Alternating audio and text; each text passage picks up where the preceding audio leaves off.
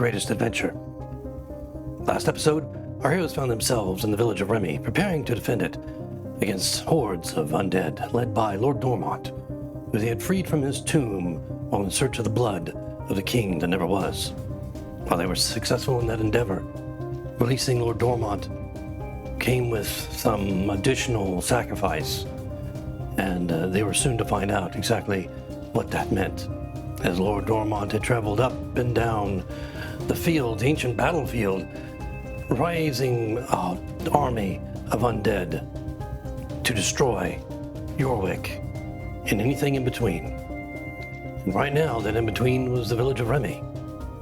And so, as heroes prepared to face them, they were fortunate to make the acquaintance of Commander Pritchard, who, the commander of an infantry from Yorwick, had some experience in these matters and was preparing to rally the city against what would be approaching very, very soon. So, the next few days they would spend training the civilian soldiers and evacuating those that were unable to defend themselves or take up arms against the approaching horde. Unfortunately, the group was down 2 of their number as Nym and Styx had departed to Yorwick, not necessarily to seek help or reinforcements, but on a very peculiar quest of his own. Styx had compelled Nym, due to a bond of duty or a promise that she had made, to help him confront the man that was his nemesis, the Cudgel. And so perhaps it was opportune time or cowardice, Styx had decided that this was the time to go. Nym sadly followed.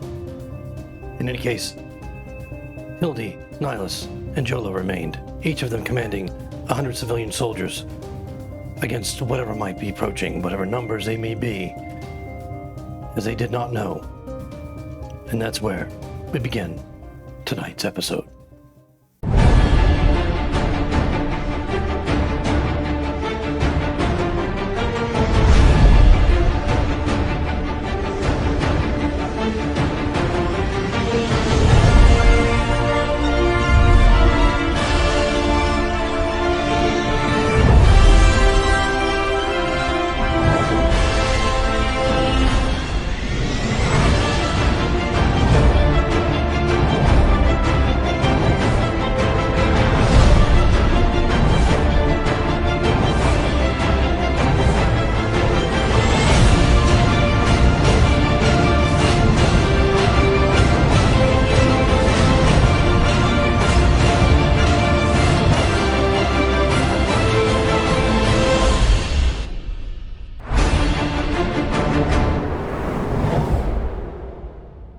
So we begin tonight with our heroes facing an undead horde approaching the city.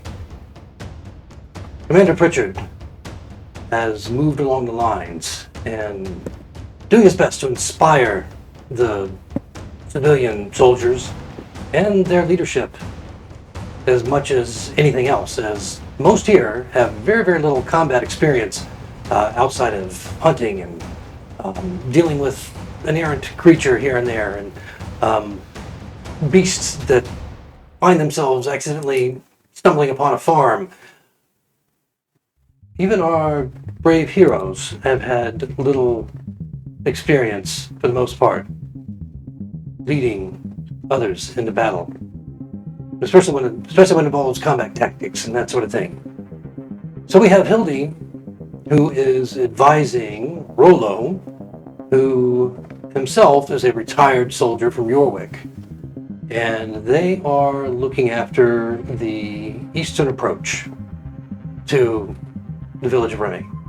And then we have Nihilus, who is watching the bridge with his company of civilian soldiers on the northwestern side of the village.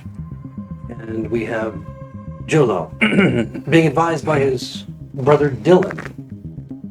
There seems to be almost a temporary truce between them, their war of words, as the task at hand has brought them together, facing a bridge. They know they'll have to defend against the undead here pretty soon. Provisional brother. Provisional brother. So, with Commander Pritchard maintaining the headquarters in the center of the city at the tavern, and the Temple Suna that has been set up as basically the triage center for any injuries that may and probably will occur during the battle. The weather is frightful. You have a storm that has come in parallel to the appearance of the undead figures in the distance along the road, about 300 feet away or more on their approach into Remy. Rollo, with Hildy, takes a moment.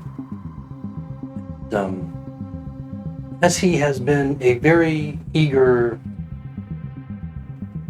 partner to Hildy and her advice in terms of setting up the trench and the pitch and so forth as part of their defensive structure. I'm going to go ahead and put you guys on a map so you can see. Take it. I'm going to expand it to the actual greater map so you can see a little bit clearer what's going on. Has a bit of a confession to make. Madam Hildy, I appreciate all your help. You've been really instrumental in preparing our soldiers, we'll call them, and the defenses of this road leading into Remy. As you know, I was a retired and decorated soldier for Yorwick, but my rank was really not very high. It was really about the equivalent of a sergeant. Never led more than about 30 or 40 troops on skirmishes and raids and so forth, dealing with the Fomorians and that sort of thing. So, your experience, your insight, your gut feelings as we prepare to face these creatures are going to be invaluable, and I hope that you can help me make the right decisions. I don't want to let Commander Pritchard down, but I, more than anything, don't want to let my people, down. Well, Rollo, I'll certainly do my best to help you, but remember this. To an army of privates, you may only have been a sergeant, but to a gaggle of farmers with pitchforks and torches, you're a general. It's very encouraging and very generous on your part. I'm glad to have you with me. Well, we'll probably die together. I certainly hope not. But if things start to look unfortunate and impossible, I happen to have a keg around the corner in case we just need to, satiate our thirst and go out not quite, a little bit more on the inebriated side, I would say, on our travel to Suna, or whomever it is that... Oh, that's right, I forgot to pray. Yay, Neve! Yes. We talked about this. It's supposed to be Yay Suna. It's nighttime, dear. It is. And it is. I mean, it's dark with the clouds overhead. And you're about an hour past sundown as you see these figures approaching, the peals of lightning in the distance, the flashes, the sound of thunder. It's most certainly fitting, considering what you have to face. And then over on the northwest side, we have Nihilus commanding his company, all on his own. But it seems like he has a very inspired group of civilian soldiers with him, considering that the Atlanteans themselves are almost godlike to a villager who has had little experience and often never even seen, come into contact, or had even the opportunity to speak to an Atlantean for the past 5 days. They've had a lot of close contact with him. And of course, with the advice of Commander Pritchard, Nihilus has brought forth a reasonably compelling defense against what's coming on the approach, and he's created a barrier in front on the western side, opposite side of the bridge, and then covered the entire bridge itself with pitch. So, in anticipation of the undead being forced to funnel themselves over that bridge, you feel like he has a pretty good plan.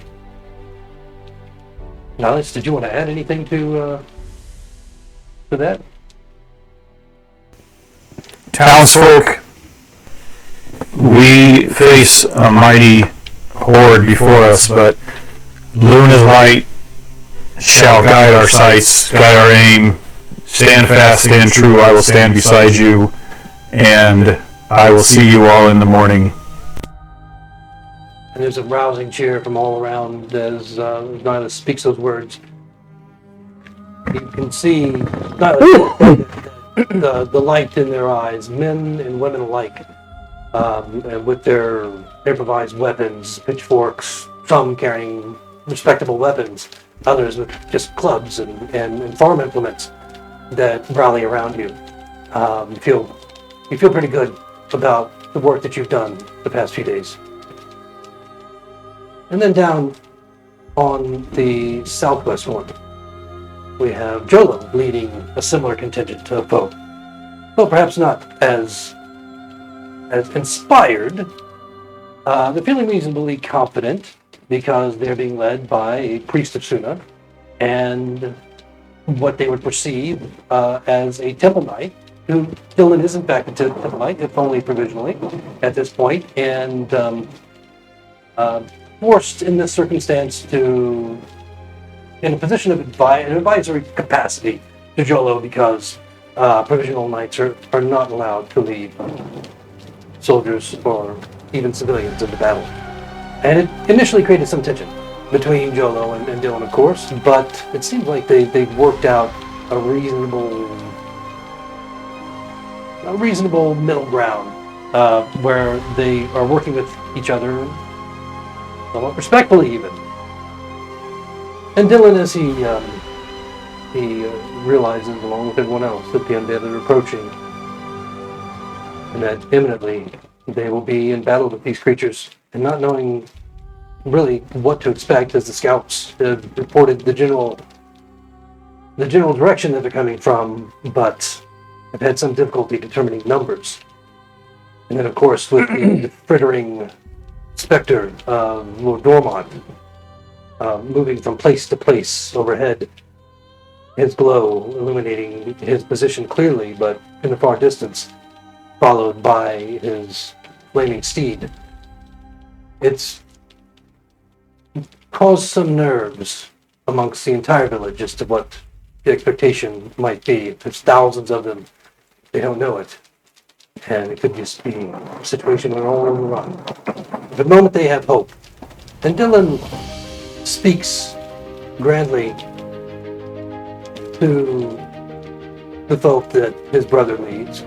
But more importantly, and they seem to be inspired by his leadership, or his advisory to the leadership, as much as he can lead in this situation,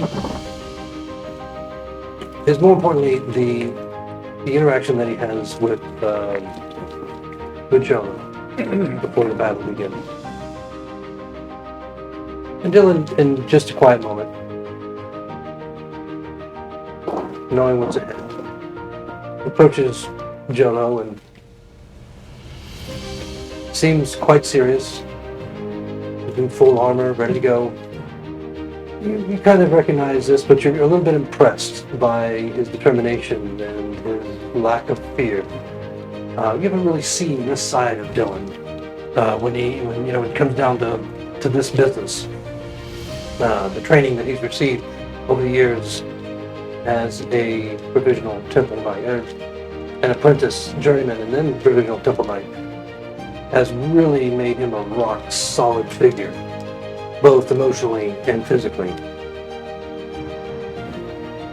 Finding you in the darkness, he places his hand on your shoulder and grips it back. Jolo, I know we've had our differences And I've said this many times, it just seems like the way I've always opened all of our conversations is to first admit our differences. But I hope after tonight, if we survive, that we're admitting our similarities. I still find you very foolish, but you've done a very, very good job in terms of putting this ragtag group of civilians together. With my help, of course. We've trained them as best we can in the limited time that we had available to do so, and now we face the unknown. Whatever comes, it's going to be terrible. We both know that. We will both place our faith and our hopes in Suna. I know you will, and you know I will as well. But when it's all over, if you have a sword in your back, be mine. Just a sword? That's a plus. Well, I guess. That is very touching, and I hope that I will not have a sword in my back as it happens. And I'd like you to just think of one thing as we fight. Each and every one of the enemy has already died. Probably spent more time dead than alive. All we have to do is bring them back to death. Do what has already been done once before. Once things that other people have done before. And bring them to death. And as long as we keep that in mind, I have no doubt that both of us will survive with no swords in either of our backs. Be well, brother. I'll be right here with you, watching your back, protecting you as best I can, and helping you to lead our forces to victory. You do not fear.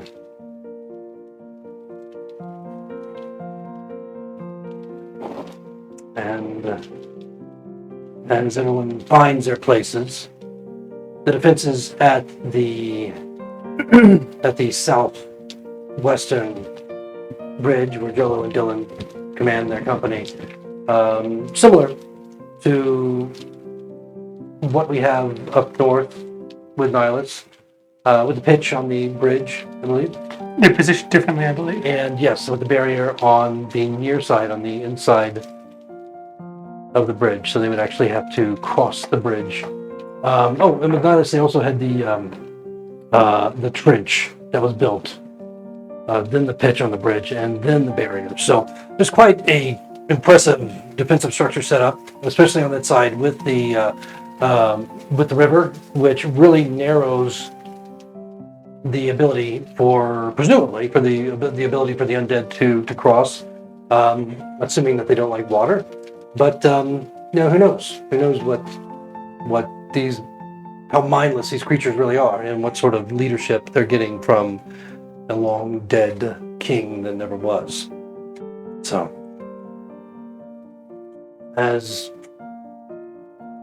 the citizenry and the heroes face the oncoming slow rush of undead, quiet just settles over the village. Some comfort knowing that most of those who are unable to defend themselves have been taken away and hidden somewhere, hopefully miles away by now, by Gicleta. There's also the hope that it's been 5 days, that maybe the cavalry will arrive from York in time to help. Maybe the druids that Herolthian went to warn in the Matu Mountains, perhaps they'll send relief as well. But right now, the way it looks, as close as they are, and the way that they're coming on, looks like you're on your own. Everyone roll for initiative.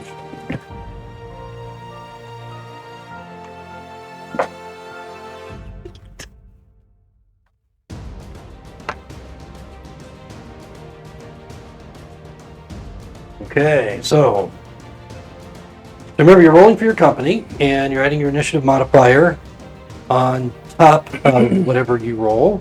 So Hildy, what did you roll? 17. 17, Jolo. I rolled a 6. With no additional, or is that with everything? My personal initiative modifier is +0. Okay, so 6 plus 0, still 6. And Nihilus. I too got a 17. Okay. All right. Now, I believe when we had left off last time, all of us were holding an action for ranged Yes. as soon as they came in, That so... is correct. So at this point, they will be at where we'll begin. Is they will be at the edge of whatever your range is, assuming that you're going to attempt to do something. You take advantage of all the range. So we shall get to that in a minute. Now, Nihilus, I'm guessing your dexterity might be better than Hildy's, but maybe not. I've got a 13. Okay, yeah.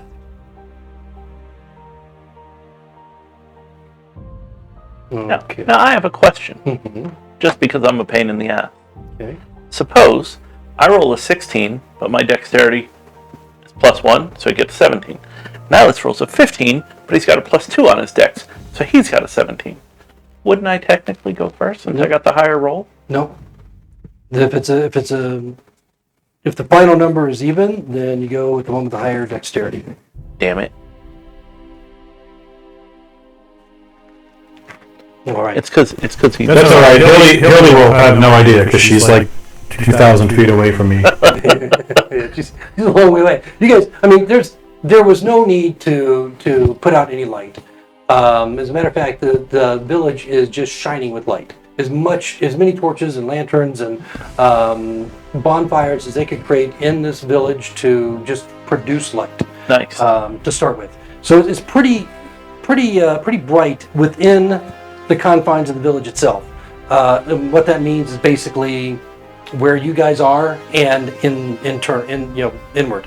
Outside of that, it's dark, and leading, the road leading up and so forth. Any torches that have been set up as the undead approach are just going out along the roadway, so it's of no benefit. So given that, and the range that you also have a visual range. So these humans don't have dark vision. So the only ones that have dark vision are none of us. None of you. None of us. So basically, none of you will actually be able to do anything until they get within basically 60 feet. What if? Unless there is some other method of creating some light that would illuminate them. I feel like he was going to guess what I was about to say. Only we had a light cleric That's who what could I'm throw thinking. pebbles down the So road. considering that they're all about 300 feet away right now, is there any of that going on that... I mean, I can't help everyone, unfortunately, but I do have my light cantrip. Mm-hmm. So I could theoretically touch the front of the barrier.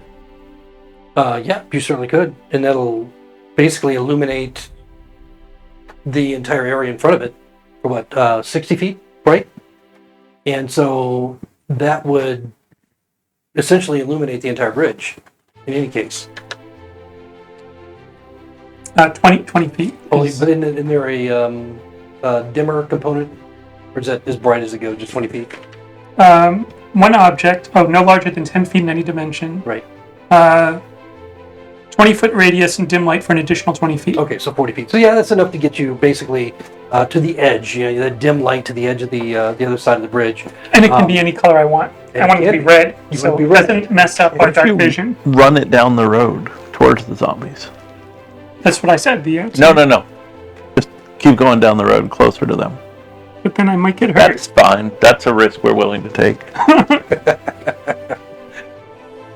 So you illuminated the front side of the barrier. Yep. And that illuminates the entire area of the bridge in front of you. For Nihilus's group, you're basically seeing just about half the bridge, not the entire bridge. I mean, right now, you can assume that all that's illuminated by torches. But if the pattern continues where all the torches that have been set up along the roadways down the road for a couple hundred feet are going out as the undead approach, then you can probably assume that that's going to happen there too. So just based on the illumination that you have around where you are, that would illuminate up to about half the bridge. And then Hildy, it's about the same thing, about 30 feet out, with the illumination that you have. Okay, so 2 things.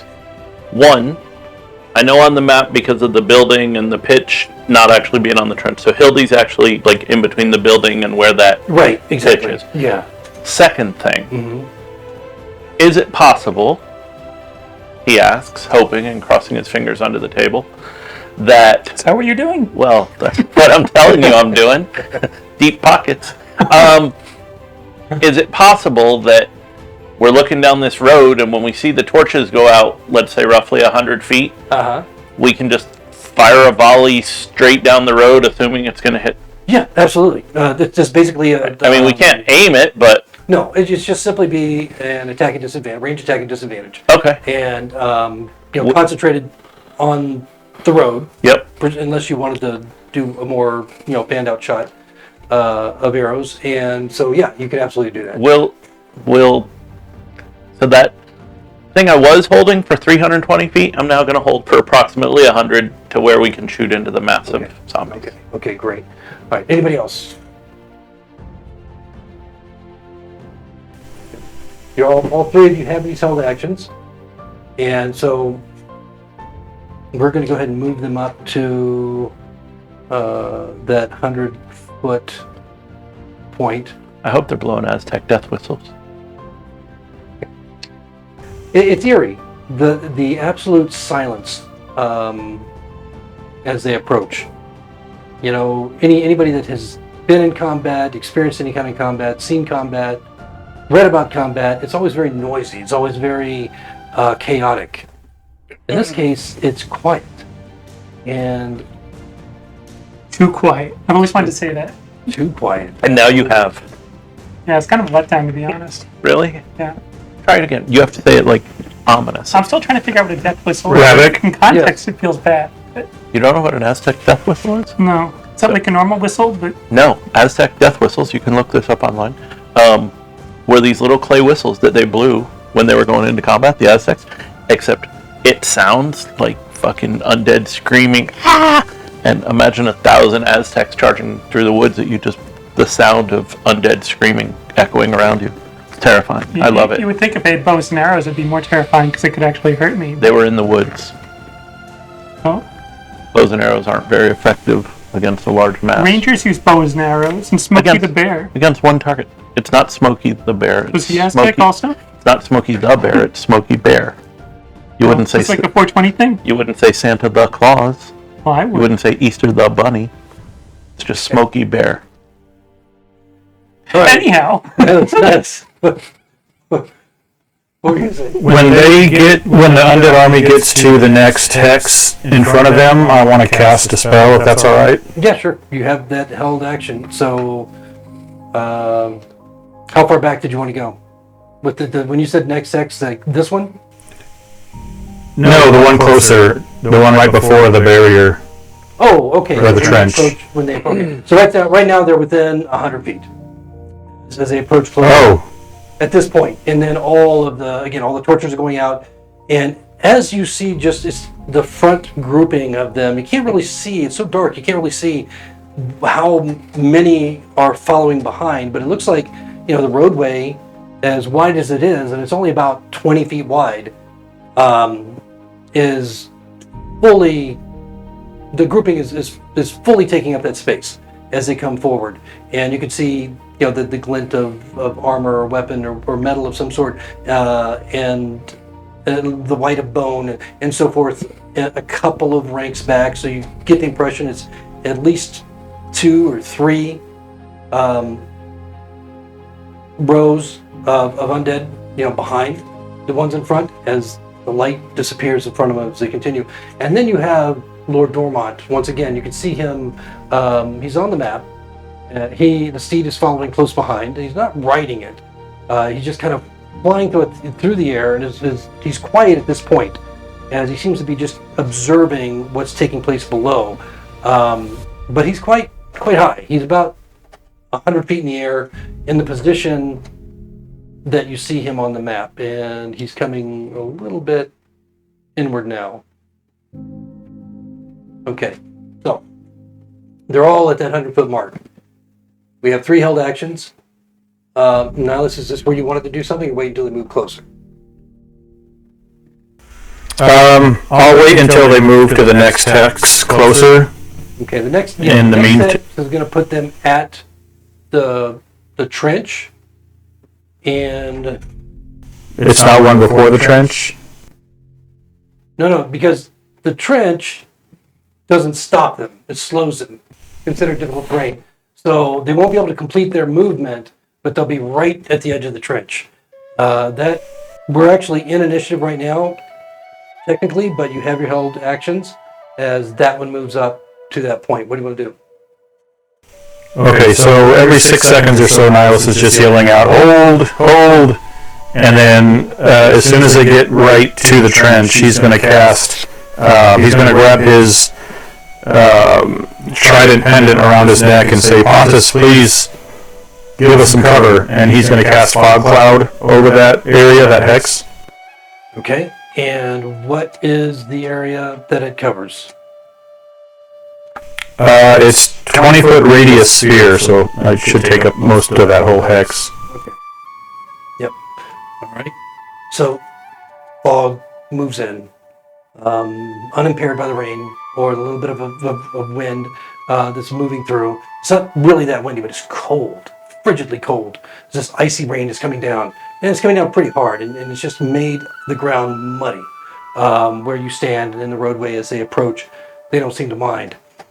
The fog comes in and begins to obscure the leading edge of them as they get to the pit, and you can see that the forward few of them are just beginning to literally fall down into the pit, and almost just like throwing themselves over, unconcerned that there's a pit there at all. So their forward momentum hasn't changed once they get to that point and start to go over. You don't know what's going to happen after that, because we'll get into that in just a moment. So that was your reaction, or your held action. Anybody else want to use a held action at this point? Yep. Hildy's gonna say, "Shoot him! Shoot him!" Okay, and make a range attack. You said disad or no? They are, yeah, because they're so far out at 100 at disadvantage. All right. 10. 10 misses. So uncertain where the arrows are falling. And there's very little reaction. I mean, you can hear the growls of the creatures as they come forward, the hungry growls that they've gotten so close. But no cries of pain, no screams of anguish or surprise.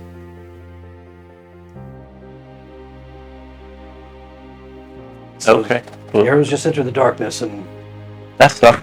okay, and so Looked impressive. Thanks. So, despite my light, I still can't see the army of the undead. you can only see the forward portion of them because the torches on the side of the road are going out. So So you know that- where they are.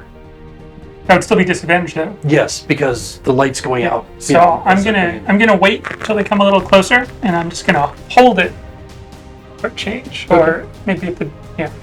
All right. All right. So moving into initiative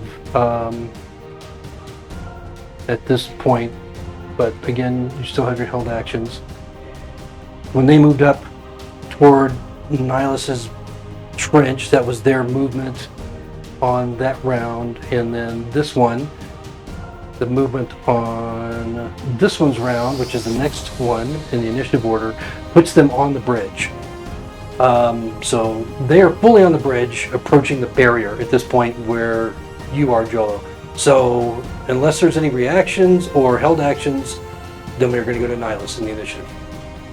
Well, I do have a held action, and since he's on the bridge, I might as well take my shot. Okay, what's your shot? And feel ranged attack. The held action is Oh, the right. bow and Okay, arrow. yes, okay. Yep, and you are not at disadvantage because they are all in plain sight. +2. I haven't even rolled it yet. How can I have +2? Nice. Oh, I've got a witness here. Is that a nat 20? It is. Nat 20. Okay, so we've won the day. Battle over. You're all the The way. day is saved. Okay, so what's the damage? Do we get to roll the big D30? Well, yeah, I mean, we could, and we'll see how it applies to... Go. What do I want? Like a 1 or something? Or a 30. Roll that D30 100 times. I can't reach. What is that? 26. Okay. Yes. And also roll your damage. Okay. All right. So you see them begin to slip and slide on the pitch that's been covered. That's covering the bridge. Many of them just kind of falling. Some actually falling off the bridge, and notably, not all of them are coming straight down the road. You notice that some of them are coming from the sides, like left and right of the road itself, as they funnel into this bridge. And then when they're fully on the bridge itself is when you unleash your torrent of arrows, just shrieking through the rain and finding their marks rather impressively. What's the damage? Let's see. I haven't rolled it, so I'm gonna roll my D4. Okay. 2 times 10. That's like 20. 20, but doubled because it was a 20. So 40. He's stealing my thunder, but that's good. Okay. You're awesome. Well, that's why I tell everyone. You deserve to be accoladed. Wow. No, not Jolo, just you. Okay. I'm fine with that. Oh, all right. All right. All right, so a total of 40? Yeah. Okay, not bad. Yeah, so you see a few of them fall. Some of them that do fall continue to try and crawl on as they come forward. Other ones are just knocked just clean off the side of the bridge. So you have definitely affected them in a, well, from your perspective, a positive way. That makes me feel nervous. Just from my passive perception, does it look like when they fall over into the water, anything weird happens, or they drown, or? Unfortunately, it's kind of out of sight because Okay. your light, where the, going drop, a 10-foot drop into the water, unclear what's Any of them happening. say Geronimo as they're going over? But it is a class 5 rapid. So they get swept right That away. is true. It's actually moving at a decent clip, especially now with the rain and the storm that you're dealing with. So the water is moving rather rapidly. Whether or not they can cross that, or it's deep enough that they may just wade across, No, they can't do that. you would probably know tactically that it's decently deep. So in most areas, it averages about 8 or 10 feet deep. Okay. I would say Nihilus, and Hildy, you already did your reaction, so Nihilus, you're up. Okay, so I'm just gonna yell out to my company and say, aim for the fog! And then we're gonna take ranged attack, Okay. which I'm assuming is at disadvantage? Yeah, because it's basically you're blind to what you're trying to hit. Well, I rolled a 7 and a 1. Yeah, no, well, uncertain what the effect of that is, as your arrows just disappear into the fog. Anything else from Is that a D30? Nihilus? I've been there, Nihilus. I get it. Okay. All right, so Hildy, it's your turn in the order. He's gonna try shooting again. 16. Okay, 16 hits. Yay. As you can kind of see the ones in the very, very front by the arrows that you send against them. 20 points. 20 points. Okay, it's good. Yeah, it's not as good as 40 would be, but Oh, it's still good. Okay. For non-military people, we're doing very well. that's right. All right. Anything else from Hildy?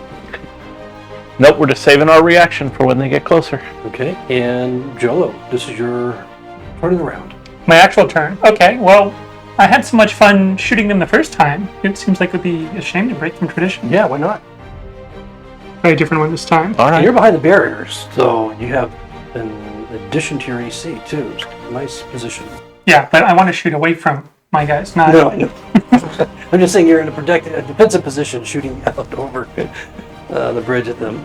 Let's see, is that 12? That's So a 12. 12 plus 2 is 14. 14. Yes. You see your arrows impact many of them. Go and roll your damage. Okay, Nihilus, we need at least a 14 to hit. 30! Nice. 30. Good job. Jolo's got all the archers on his side. I trained them. Here it's just all he's got his own very impressive bow that he's utilizing right beside all the others, calling out to the other men, trying to inspire them further as they cast their shots. And anything else from Jolo? That Dylan's a straight shooter. By the way, remember you can use your own actions to inspire your company, removing that disadvantage. Oh, shoot. I so- forgot that. I did too, because I'm not at disadvantage.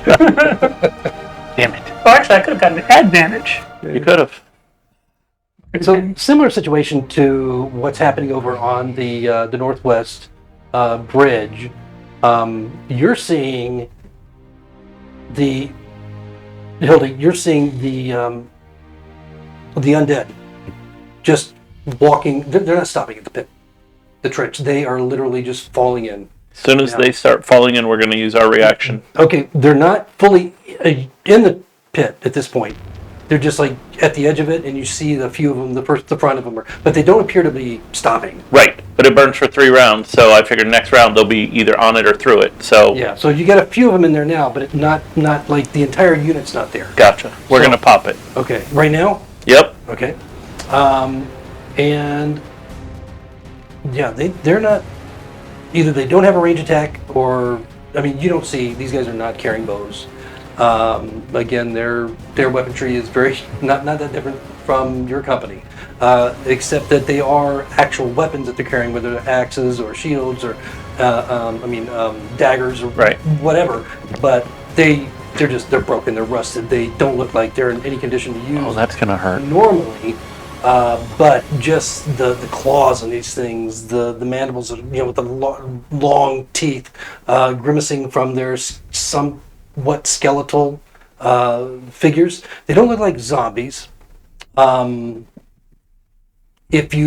zombie would be a common thing that you would read about, and from the descriptions that any of you might know, just anecdotally, they don't quite appear to be that type of creature.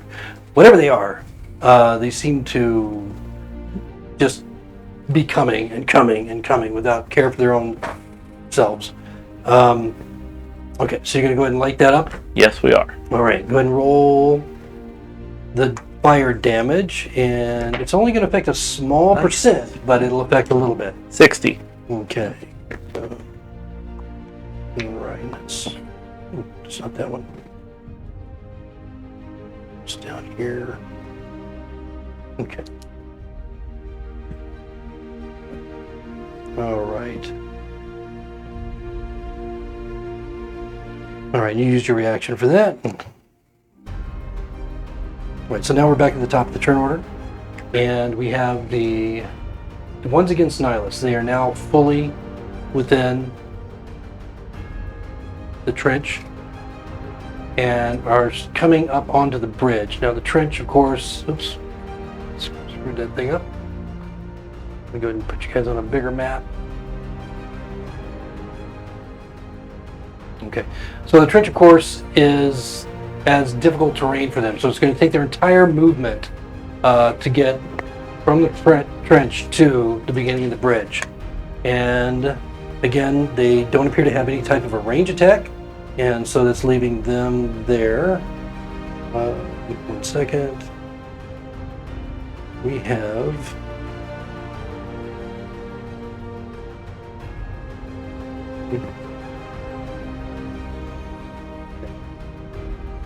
all right, and then that's it for them.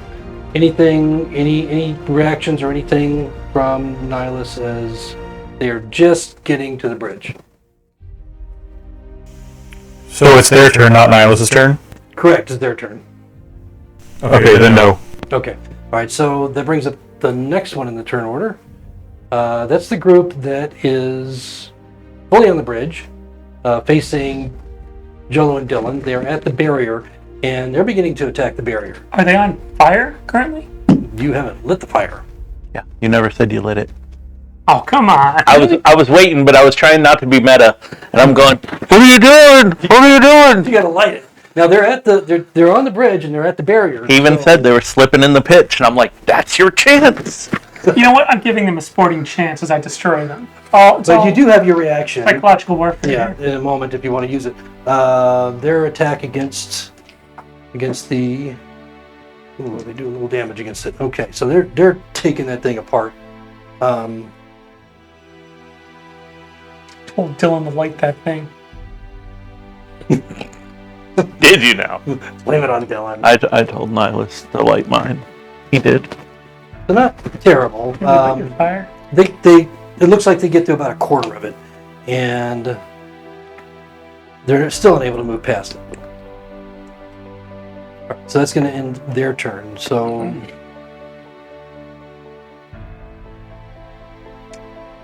He's waiting for you. is that it? Alright, can I react? Yes, you can. That would be a good time. Okay, so I'm just staring them down here. How about some more arrows? Okay, I'll light the pit. What do you want from me? Well, that'd be an action to shoot your arrows because you don't have a held action anymore. But you can react to light the pitch. Yeah, I'd like to. In that case, go ahead and roll your damage as the entire D6. bridge just goes up in flames. 50! 50 points, great. And then I shut out. They fell into my trap. So still not screaming or crying out in pain. The undead are just they're clearly affected in a very vigorous way by the flames as they leap up from the pitch, and it begins to burn their dried and ancient clothing, armor, and bones, flesh, whatever remains. And some of them are just kind of listless, or just moving in some odd direction, uncertain as to how to deal with it as their bodies are engulfed in this flame. So it's not fairy fire, it's just normal fire or pitch fire. Yes. But would I get advantage on them now because they're like bright as day? No, they're bright as day anyway because you got a light spell on your barrier. But now it's doubly bright. Yeah. So I gotta wear shades. No. Before Nihilus, we have the Nightmare, Oh no. which is moving. There are some. At this point, there are some shouted commands coming down from Lord Dormont. Again, they're in the ancient language that you guys would have to really focus and study to understand. You don't have quite that option, I guess, right now, unless you wanted to detach from your company and focus on what he's saying. Being super bright, he's probably going to attack you first. He's not, though. He's the furthest from me of anybody. He is furthest, but he's moving down toward the center of the town. And he's got one more space he can move. Okay, there we go. All right, and now, Nihilus. So, I guess should have asked on their turn. Is that fog cloud doing anything to sort of disperse them or fan them out or make them fall into the water? The light situation is not helping you because you can't see the other side of the bridge. You only saw them momentarily as the torches went out, and you cast your fog cloud. And so once the torches went out, the light that you have around you only emanates out to about halfway across the bridge.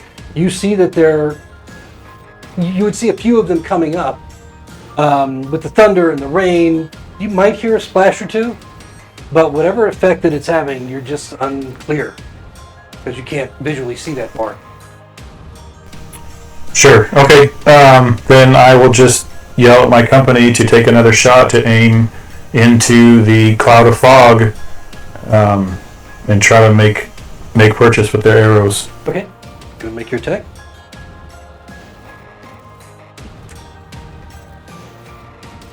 That misses.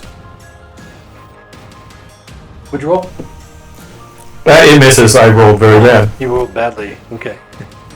All right. So, and you're not even sure, whether you're hitting or missing, as the arrows are just being, just striking through the darkness and the wisps of fog that you can see just at the edge. Outside of that, you're unclear. Anything from your company's attack, I presume they're not going to move. And anything from Nihilus himself. Okay. Nope. That's it. All right. So that brings us to Hildy as you're facing these guys starting to pour down into. Yep. Now, we can move 2 hexes, Correct. or we can attack. Can we move 1 hex and attack? You can it's No, it's either or. No, you can actually do both. You can move and attack. Okay. Yeah. So we are going to fire arrows again. Okay. I would assume not at disadvantage this time because they're starting to fall into the pit, which is on fire, you've so got they're the lit. whole fire blazing, and so that's illuminating that entire hex. So first we're going to attack. Oh. I guess a natural 1 misses. Natural one. Well, this is them. You guys got to remember, you can inspire your people we do need to remember that. before you attack. Yeah. Okay, and we are going to move our 2 hexes diagonally between the 2 little buildings to start heading towards Jolo's direction. Okay, down here. Yep. Okay. Did So- you want to move those? Technically, just That was 1. Yeah. Do you want So to move 1 more Okay, got it. to the left into that little grassy Oops. area. I'll put it on the back. Other side over here. Yep. Yep. Gotcha. So my thought process is, in theory, as long as we stay this far away from them, we can keep shooting them as we're moving. They've got to catch fire to get to us, etc., etc. Right. So, Did it from Hildy? yes. Roll for the fire or not yet? Wait till their turn. Yeah, they're taking the damage on their turn. Okay. Because it's a reaction to light it. Dormont is before Jolo, and he's also moving. He's moving fairly quickly too, toward the center of the town. Would you say that Dormont is maybe a couple 100, 400, 500 feet away from Jolo? Oh yeah, easily. He's probably you can't see. I mean, you can Each see him hex only is 'cause- 50 right. feet. Yeah. So, but he's at least 100 feet up in the air, and he's probably 1,000 feet from you. Looks like you guys got your work cut out for you. So that brings you your turn. Your order, Jolo. Oh. So I think my strategy so far has been successful. Try to kill the enemy. If I inspire my men, I could theoretically do this at advantage. That's correct. So I will provide an inspirational speech. Okay. Do you want to actually inspire us with your speech? Sure. Hey guys, looks like we got a pretty good thing going. We keep shooting them and they keep dying, so let's keep at it. They're undead. They keep undying. No. Oh, I got It's pretty good, right? Yeah. Yeah. That was great. Go, and they're dead already. Very I can inspiring. make you roll performance for that. Yeah, so somehow they're inspired. You know what? Probably Doesn't he have to roll? from Gerwin. The greatest inspiration Dylan. is success. That is true. Doesn't he still have to roll a persuasion check, though? A charisma check. You Charisma. do have to roll a charisma. Right now they're on fire. They're So let's pretty, see if they're inspired or pretty not. But I can add to that. How much are you going to add to that? A lot. I think I have a charisma of 5, if I'm not mistaken. Charisma's of 3, so that'd be 8 total. Wow, that's exactly what you needed. Because it was pretty low, considering that these things are on fire, and your group of folk or citizen soldiers are feeling pretty good about themselves at the moment. When you say it's low, that's efficiency is what I'm targeting. I don't want to expend extra energy because this could be a long battle. I mean, I've got to kill people on 2 different bridges, another path, and this dude on a horse that's flying over. He's not on the horse. Oh. The horse Well, I don't know. I can't see it, so I'm assuming he's on the horse. no, you can actually see them. They just Oh. look like glowing, figures in the darkness. But they're a long way away. But you know what's not a long way away? The arrows that I'm about to shoot into these undead Okay, people. make your attack. Former people. And they're on their turn. They'll take this. I'm waiting for the snake eyes. Let's see. Is that 19?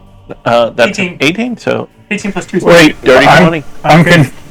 I'm confused. You can inspire and attack on the same turn? Well, it's We're it's inspiring, the yeah. company is attacking. Right, company's attacking. So he just inspired. Oh, I didn't know you could do that. I thought that took the whole action. Yeah. Character action. Yeah, I messed that one up too. You know, Nihilist, you could also light your pitch.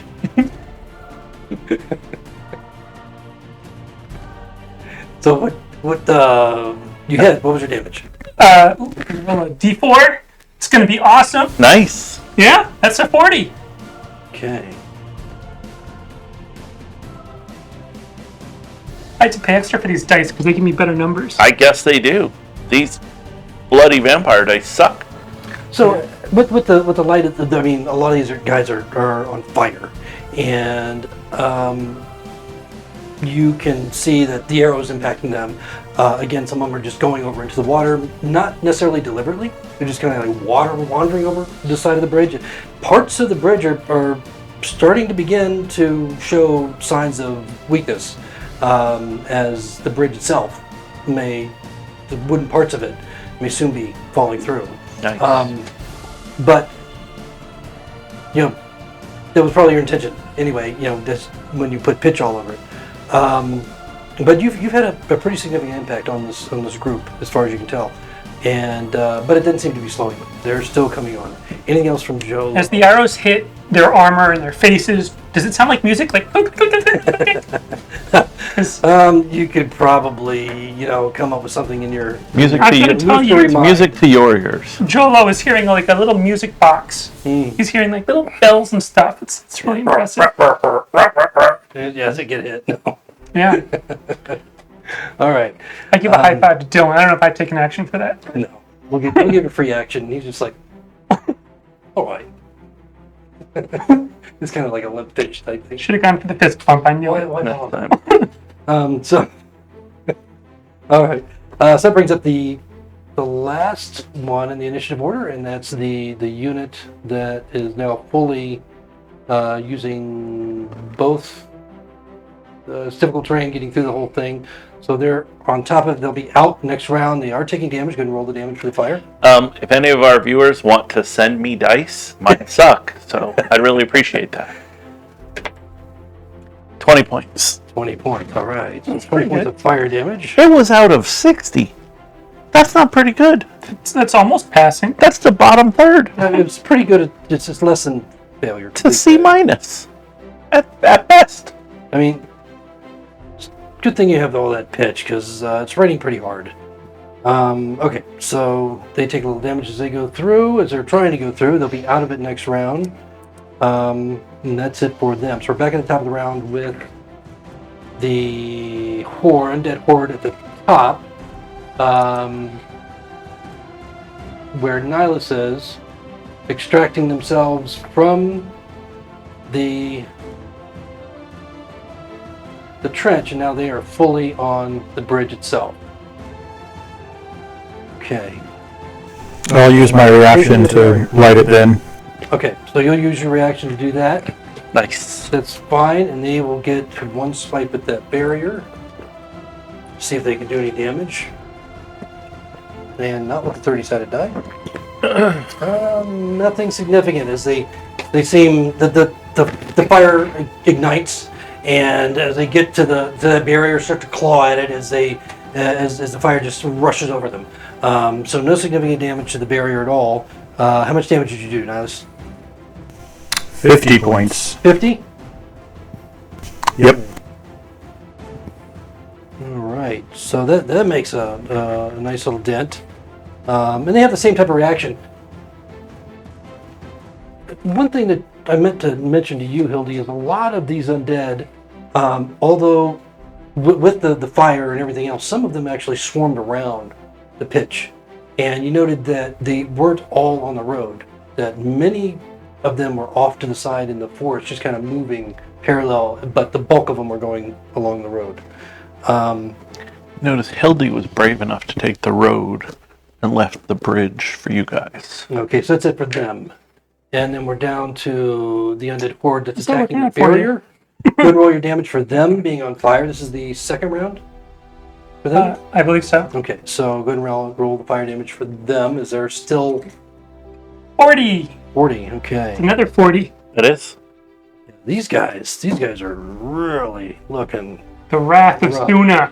The ones that you could see, and Dylan's like, "Ah, we're killing them." He's really thrilled. Of course, he's taking all the credit. That's fine. He can have it. Okay, they do a little bit of damage to your barrier. Not a crazy amount, as they're still kind of distracted by the fire as they're going up in flames. And that brings us to the nightmare that is continuing to move. Getting ever closer. Why is he going? That's not the right token, was it? Oh, that was Commander Oh, Pritchard. Pritchard, okay. Of the Interpros. Yeah. Where is? Oh, there he is, up here. Okay. Jeez, I should have made him different colors. There, perfect. Okay, so he's moving on. Seems to be. Well, you're probably not even paying attention. Okay, Nihilus. You're up. Okay, well, Josh feels stupid because he didn't realize you could inspire and attack in the same round. I thought it was one or the other. And Nihilus feels stupid because he was hoping his fog cloud would be much more of a deterrence than it apparently was. So we'll try to make up for some lost rounds, and Nihilus will personally try to inspire his crew. Okay. Well, they are on fire now, so the cheers that rose from your company certainly indicate that they're feeling rather uplifted by that attack. What'd you roll? So 13 minus 1 is 12. Okay, all right, you still pass. So your crew is inspired, at least for this round. What are they going to do? Range attack? Yeah, I'm sorry. So that's a 21 to hit. Oh yeah, that definitely hits.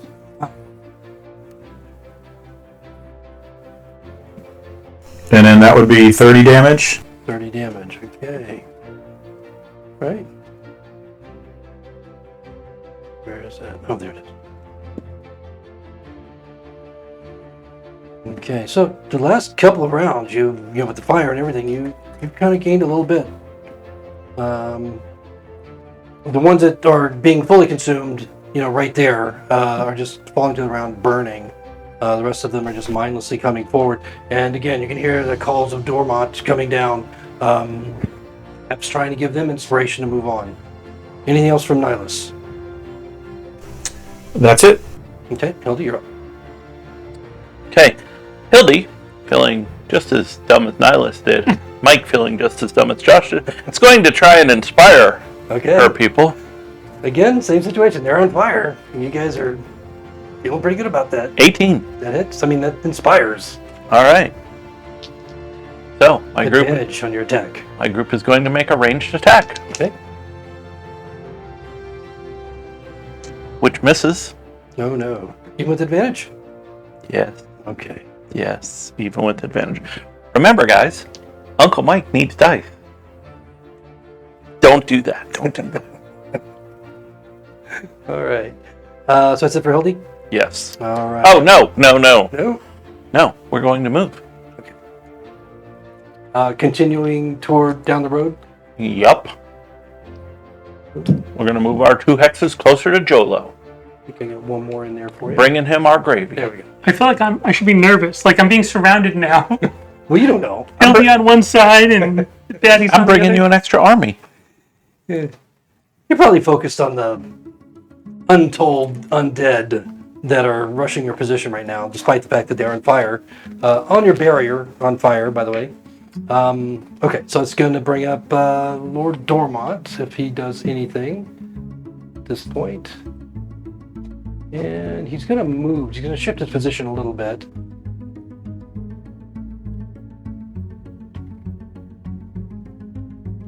Okay. Holy crap, he's fast as fuck. Yes, he is. That's pretty fast. And that's going to bring up Jola. It's metric.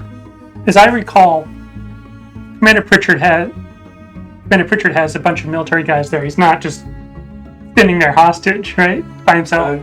Commander Pritchard is actually, again, maintaining the headquarters, and he is sending runners to each one of your groups back and forth collecting information.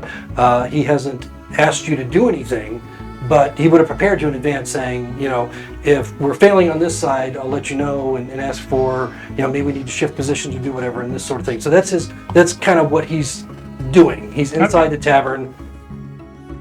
I haven't heard anything, so I'm just going to keep doing my job. And the undead are on fire. In a way, figuratively, Jolo's people are on fire as well, because they keep hitting with superpowers. When they're inspired, Should I inspire them again? you have to do it every round. Okay, I'm going to try a poem this time. Haiku? No, I should have done that, because that would have been way easier than a limerick. Apologies in advance. Maybe you can dub this over with a commercial or something. There were some undead in Remy. They looked like they were hit by a semi. I don't know what a semi is, but whatever. They all fell down dead. That's exactly what I said. Quick, we must kill them in a hurry. Not a perfect rhyme. Hurry doesn't rhyme with Remy. It's a soft rhyme. That's not even a soft rhyme. That's just bad. It wasn't terrible I though. tried. I would say I that appreciate the effort. you're rolling your inspire at disadvantage with that horrible poem. All I'm saying is that a cleric does not study poetry, or a priest does not study poetry. Just roll. Let's see what happens. What do I got? Like one of those D20s? Come on, baby. 8 plus 3. 11. Great. Okay, 11. That's good enough. You feel Because they're on fire. you feel like a hooray, of uncertainty, but they're definitely inspired. And Dylan's like, oh god, He's my speechwriter. attack! Okay. Shoot him. Kill All the right, make your wabbit. attack at advantage. Kill the wabbit. You know what? I was going to do a song next time, but just forget it. All right. Thank God. Ooh, that looks like a 18? 16. No, that's 18. 18 plus 2? It's 20. Is it? Wait. We got official results here. Yeah, it's an 18. Boy, large scale dice for the seeing impaired. Listen, trifocals. I'm sorry, progressives. God. Okay. Listen, I so just you had a hit. birthday. I'm old. My rhyme was a hit. I got it. Yeah, and your hit was a hit. So roll your damage. I'm gonna do this. I feel it. 30. Nice. 30. Okay. All right. Whittling them down little by little. Plus, they're still burning too. So Yeah, still unclear how many there are. Of course, as they're coming across the bridge. A few of them on their round, anyway. You'll see begin to fall through some of the wooden portions of the bridge. That's it for Jolo. that's it for the undead, actually. All right. So roll one final damage roll for burn. Burning as they get out of. Killed these guys? Yes, Oh, as that's they mine. get out of the pit. 20. Okay. All right. So about what you did last time. Exactly. Keep it constant, very predictable. You know. Have my moments. Okay. When do they happen? Not often. All right. So a few of them are still burning as they come out of the pit, and they're not utilizing any other action, so other than just movement. So they're able to escape completely. That's it for them. So we're back at the top of the round with the group up here in front of Nihilus. Your second round of burning pitch. Go ahead and roll your damage for them on that as they attack your barrier. That was a 6, so 60. Wow, nice. Ooh. But they just fucked up your barrier. So the barrier is essentially no longer effective. As far as They destroyed the thing in one round? Yep, they destroyed the whole thing in one round. They had like the maximum roll they could make on that. It was huge. You said 60 points of damage? Yep. Okay. It was huge. Really impressive damage. Okay, so that wipes out that barrier, removing your additional armor bonus. I'm not even gonna worry about getting that thing out of there. Okay. And that's really as much as I can do, because that's it. Alright. Right, so it's going to bring up the group last round of burning pitch damage for the group on you. Jolo, so go ahead and roll the damage on that. 50! That's a sick burn. Wow, that is. Jolo's fucking his guys up. And I'm even changing dice, so it's not like one of these is high. I'm keeping it real. And they're continuing to attack your barrier. Insignificant damage again. So yeah, they're getting to the point that You got all the weenie skeletons on your bridge. You know what? The Brothers Pew are just too powerful. they're getting to the point that you can see the gaps between them. They're not just a mass of undead coming towards you. With the way that they're moving from one, just moving all over the place, just because they're disoriented from the fire, falling over the bridge, still moving against the barrier, trying to destroy it and bring it down, but much less of an effective force than what it was when you first encountered them. And let's get in their turn. So Nightmare coming down further. Oh, there he is up there. Okay. It really is coming toward. And Nihilus, you're up. That light, No, my light's pointing westward. he can still see it. He's a nightmare. Okay, I'm gonna try to inspire them. Okay.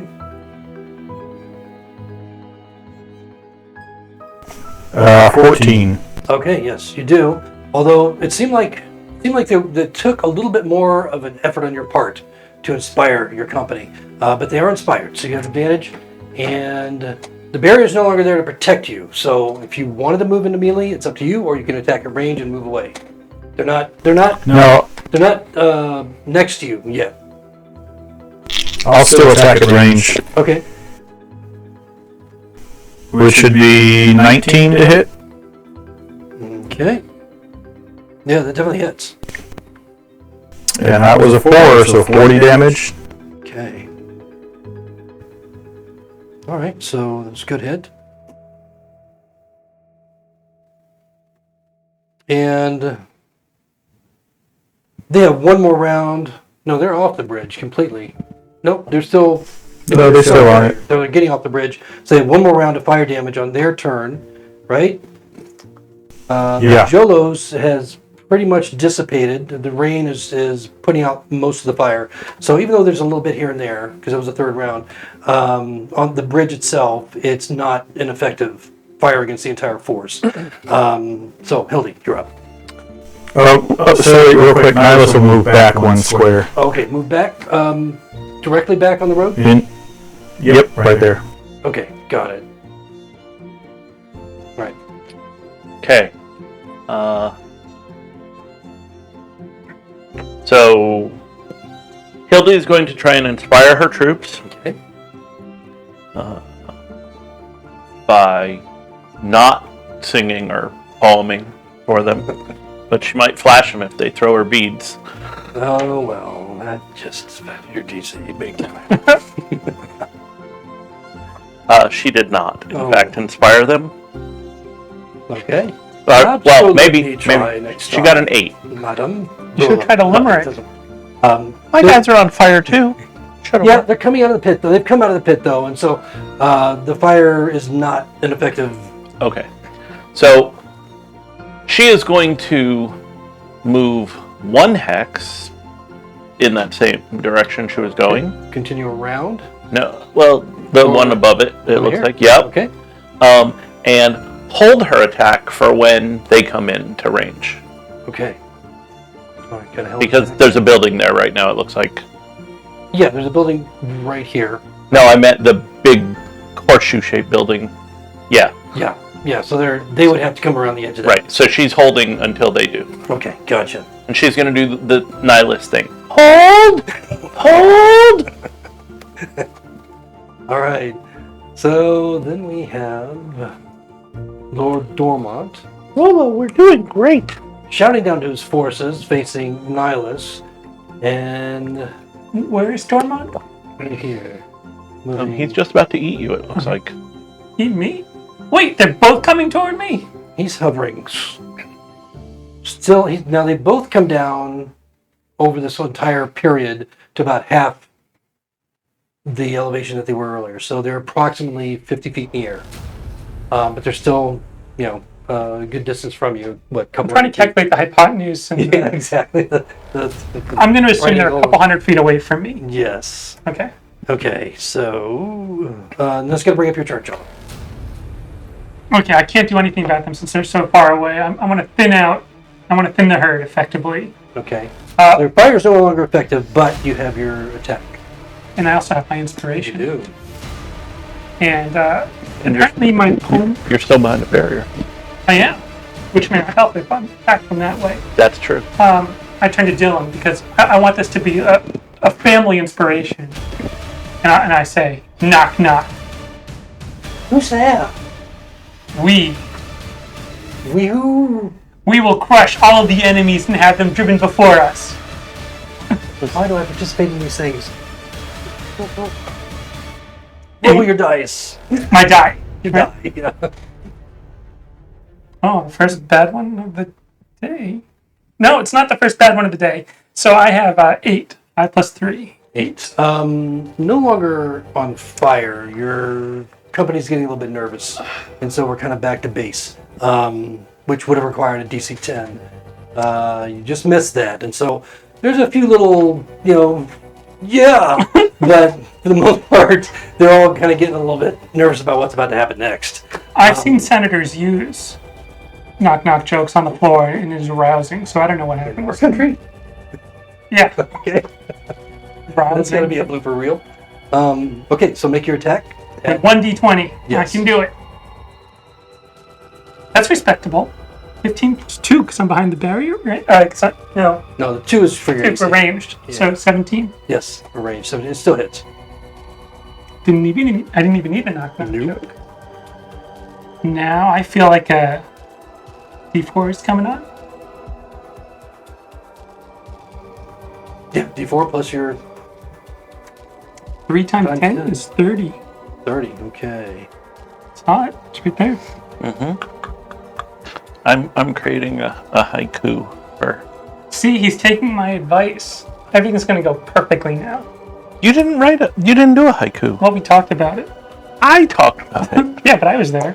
All right. So as your arrows put more and more of them out of commission, the fire doing its damage, those that just simply fell over the side, and it seems like just passively as you watch them continuing to throw themselves against the barrier, the flames dissipating.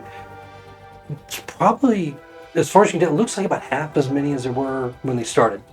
So this many? great bulk of creatures is the ground is just covered with the dead of the undead.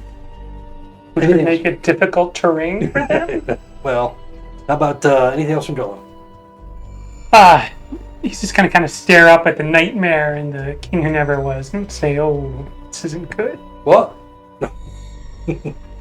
So that brings up the last one that's chasing Hildy. And they are going to follow you.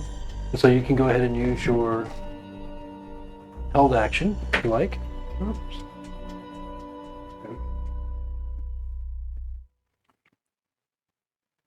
Okay. And no luck. Okay, so they were a little bit early. Most of the arrows hit the corner of the building as they're coming around. Yeah, that would be lucky if they had hit the building. Yeah. Or just arcing up in the air into the darkness. Okay, so they are continuing to move. They're slower. Okay, so that's it for them, and then that brings the top of the round for number 3. Now your barrier's gone, and the flames. Last round was the last round of the flames, right? No, this is the last round. Okay, so go ahead and roll your damage as they exit the. 50. 50. Okay, all right, not bad.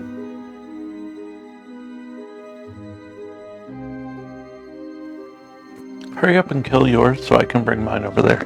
I've been smacking them around. They're still half there. Well, Actually, I'm an optimist. They're half gone. Or how's that work with the army? Is it different than the glass sphere?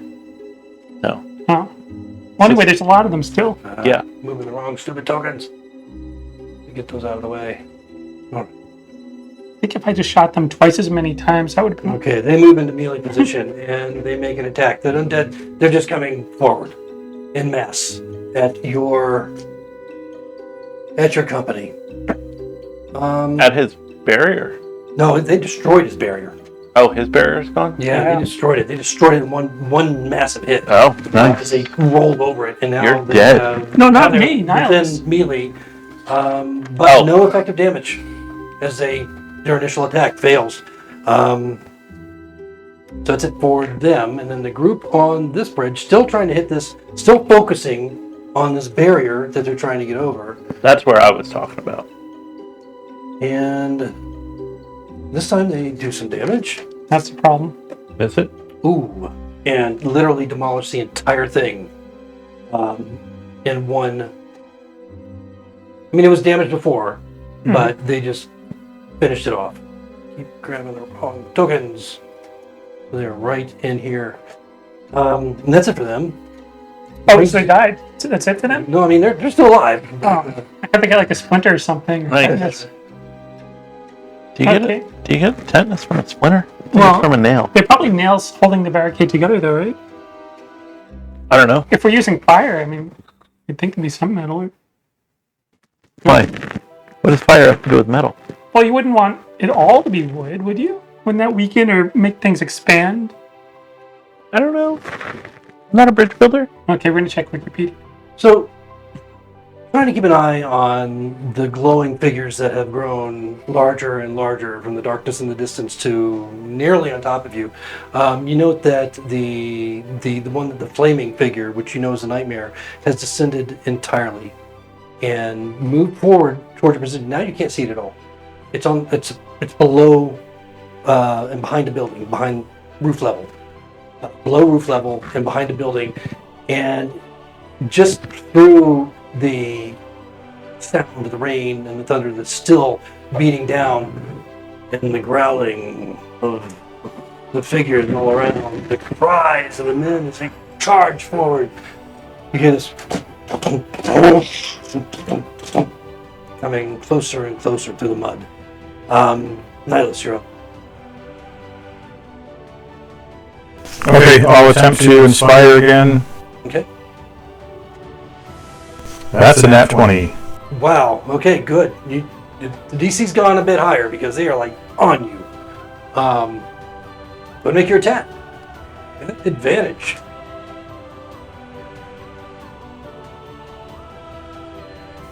Uh, 16? Oh yeah, 16 hits. For 30 points? Okay. Yeah, so I mean, despite the fact that you had a really rough start, you're thinning out their ranks. They're not down. I mean, you can kind of see in all the light, that's around. The light's not going out now in the village where they pass. Whatever effect that was, it seems to have ended once they entered the village. So you can see everything clearly. And although their numbers aren't down to half yet, you've definitely, put a hurt on them. Okay, so If do we get opportunity attacks if we move? Does that work in this situation? yeah, it would. Unit on unit. Okay. Never mind. Okay. All right. So Hildy, you're up. Okay. Through the driving rain, Hildy somehow managed to hear Jolo's fervent poem, and she's going Knock knock joke also. and the knock knock joke. Yeah. That was bad. No, but no joke. I implore you, don't do the knock joke. she's Rolo, it's like, she's no, going to no. she's going to use a haiku to inspire her men. Oh, I've inspired you. It's not help great.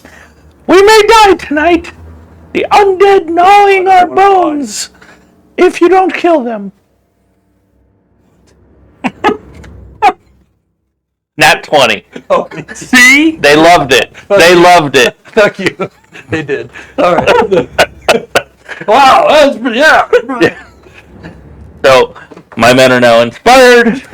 And women. You And have women. there too. Oh, and we're going to Equal opportunity undead killers. shoot with advantage. All right.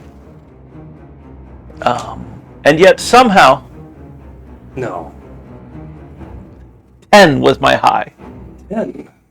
Even with all your. No. Yes, that was with my +2. No. So once again. All right, Yeah, no you just cattle. had them too hyped up with that haiku, and they just, went to pieces. But good try. All right. Anything else from Hildy? Yes, of course. We're going to keep moving All right. Where do you want to go? Keep. down towards Jolo. We're going to save him. Both hexes. There you go. We're going to work together. It's something like that. Or die together. One step ahead. That's the plan. All I will right. So Lord Dormont. Lead them all around this damn town. Lord Dormont has taken a sudden shift in movement. All of you can still, if you're looking, can still see him. He's still about 50, 60 feet in the air. That's as close as he's gotten to the ground. And Joel, you're up. So, I can't see the nightmare. Just, it's... No. I mean, you have an idea where it went down behind the building, probably 50, 100 feet away from you, around the corner, down the road. And the other unit is right on top of me. So if I moved away, I'd get hurt. I'd have to disengage or something. Otherwise, Yeah, you have that's to me use a your bad action to day. disengage. Yeah. I think I am going to disengage. Okay. And I'm going to run away as fast as I can. You're going to head for Commander Pritchard? No, because that would take me through the nightmare and probably through... Well, I wouldn't know about anyone else, but certainly through the nightmare, and I don't want to do that. I want to head east, and I'm going to say, Hildy obviously has a situation to control with Rollo, so I know that fortification is still standing. Okay, so you're moving here? I believe I get... You get two, Two, if you want, yeah. So you want to continue directly east or in another direction? Now, I mean, as soon as you make that initial movement, you see the nightmare. Of course, you're 100 men, and you see this flaming horse 50 feet away heading toward you, just a little bit off the ground. So deduct from that what you like. And what direction would you like to go with your second hex? Continue straight line or... I'm going to stay away from him, so I guess that'd be southeast. Yeah, kind of? down to there. So you're kind of moving along the side of the building. I assume I can keep going on that outer ring. Their assessment. Yeah, you're just the way the hexes are kind of goofy, but Is that just like a field in front of him? That was my question. yes, he's in a field. Maybe you could get in the middle and light it on fire and kill Yeah, all the there's undead. another big field. There's I a would be in the crop middle. front of you. There's that. Okay, is that it for Jolo then? I hope not. Oh, I thought you meant, is it? No, okay. Yeah, I used my action. Yep. I don't get to do anything else. So. Nope. Okay. All right, so it brings us to... Oh, wait. I get to do an individual. No, Yeah, far you do an away. individual. But the nightmare is still 50 feet away. It's, a little more than that. So it's if you have a range of anything I like can 75 do- feet. Yeah, I can do a guiding bolt. How about that? Okay. That's a range of 120 feet. Okay, there you go. Yeah. Okay, so this is kind of new to Joe. He hasn't done this before. But I can make a ranged spell attack against the target. And on a hit, it'll take 4d6 radiant damage. So that sounds pretty Make good. the attack. Let's see, d20. Yes, it is. It's your spell attack bonus. It's 12, and I've got a plus 5 hit. Spell attack is plus 5. Okay, So, yeah, you hit it. You see this charging flaming horse coming towards you, gets hit with this radiant energy, just kind of rears up as it takes the damage. What's your damage? I only have 3d6. I'm going to have to reroll one of them. Wow, that's not so good. 4 plus 6, that's 10.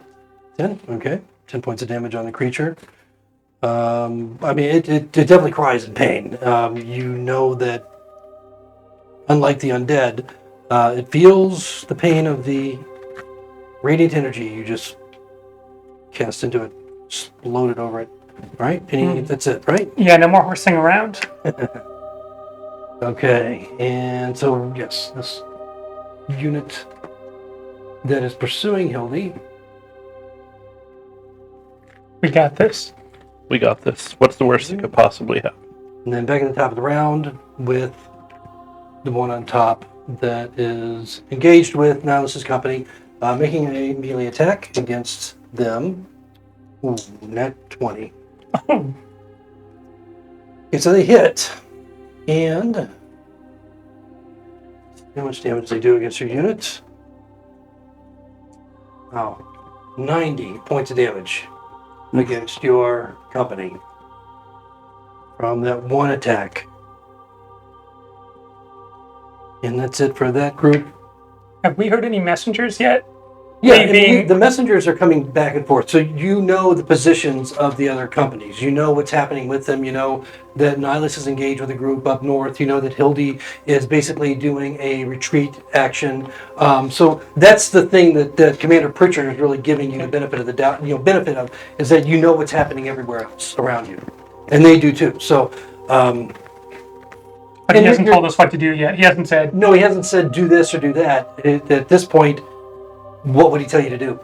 come back to the center and protect me. Run away, run away. No, but yeah, so, and he's even giving you the information on, as far as he can see, where Lord Dormont is. At this point, he can't see the nightmare either, so you might get a message here, I don't know what the nightmare was, but, so. But Nihilus and Hildy might not. Okay, so the one attacking you is going to move right up with you there. Jello, your group. Whoops. That would give me +2 AC if I moved up to. If they took the barrier that they Yeah. destroyed and rebuilt it in front of you? Yeah. No. So they're making a melee attack against you. And that's 17. Okay, so they hit. It's And not good. 20 points of damage to your company. And that ends their turn. The nightmare. Many points? Yes.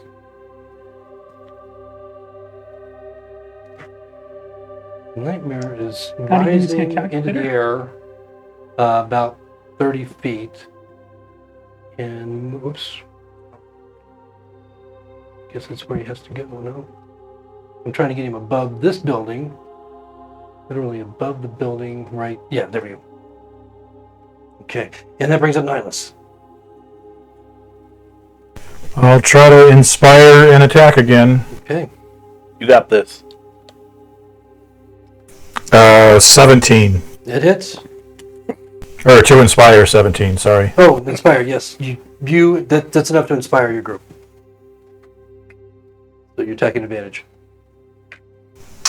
Well, tit for tat, that was a nat 20 on damage. Nice. Wow.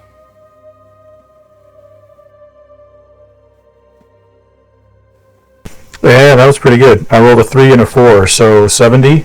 70, holy shit.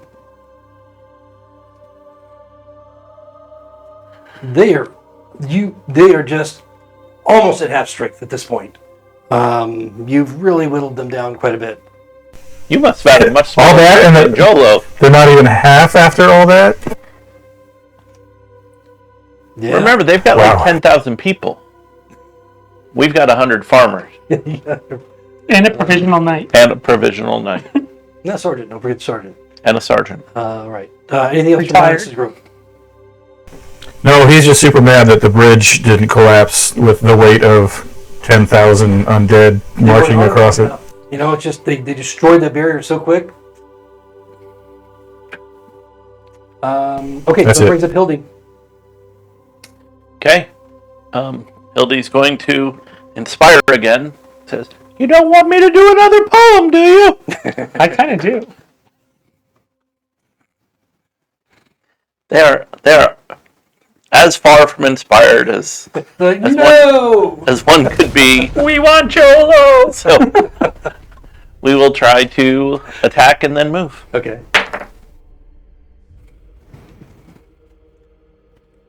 Remember, and guys. then move. P.O. Box 1 2. No. Dice. It was just my birthday. Yeah, I missed badly. So. Crap. If you, I mean, just paying attention to what's behind you, because Yeah. obviously you would be. Yeah, there's a giant nightmare there. Yeah, but again, it's a singular horse versus Yeah. a company of.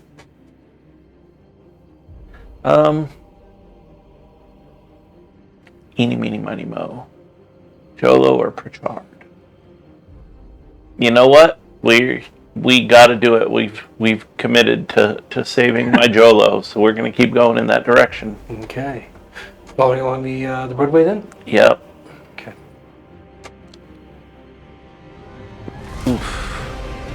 And Ever closer. I just hope it's attacking you. No offense. But, I mean, if one of us has to die, it should definitely be you.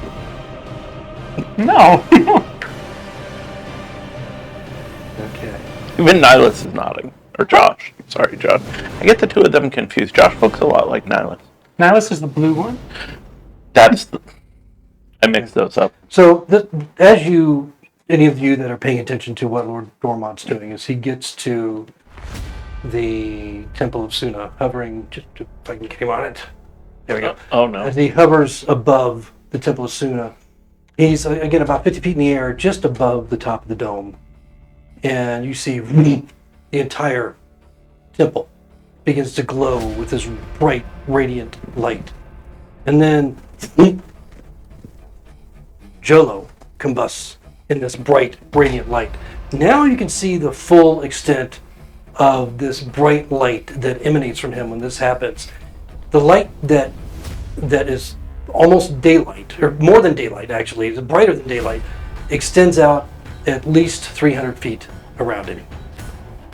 150 foot radius, essentially. So it's bright and it extends a long direction. And then beyond that, even further with a dimmer amount of light. So effectively about a 600 foot light spell, essentially. But a little bit brighter. And of course he disappears and all you see is just this massively bright core. To you, everything's normal except everything just lit up. You know you're lit up. You know this has happened. You just feel, it's like now you're starting to feel the tingling sensation, the euphoria that's coming with it. Before it's just very confusing. Now it's almost like a divine feeling where you feel Suna, and you've never had this experience before, but the closest you could relate is your assumption is that this is what it feels like to have Suna work through you. And boom, you just explode into daylight. The undead around you seem to be affected in a fairly significant way. They don't appear to be taking damage, but what they do appear to, they appear to be diverting their undead eyes.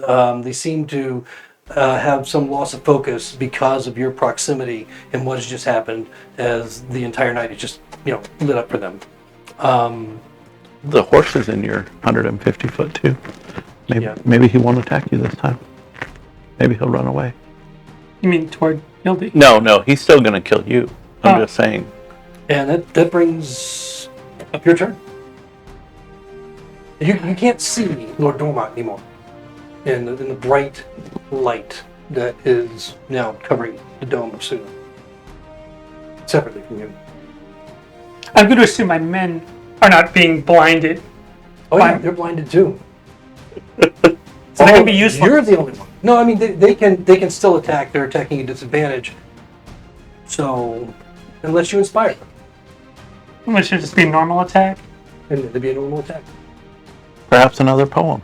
No, I'm thinking if I theoretically, and no, I can't see the map perfectly. If I disengage and I go east, theoretically, go east twice, how far would I be from Nightmare? Well, the Nightmare's about 50 feet in the air over a building, and so that would put you within 50 feet up, and then another 75 feet away. Okay, that's not going to work out for me then. You could go right at it.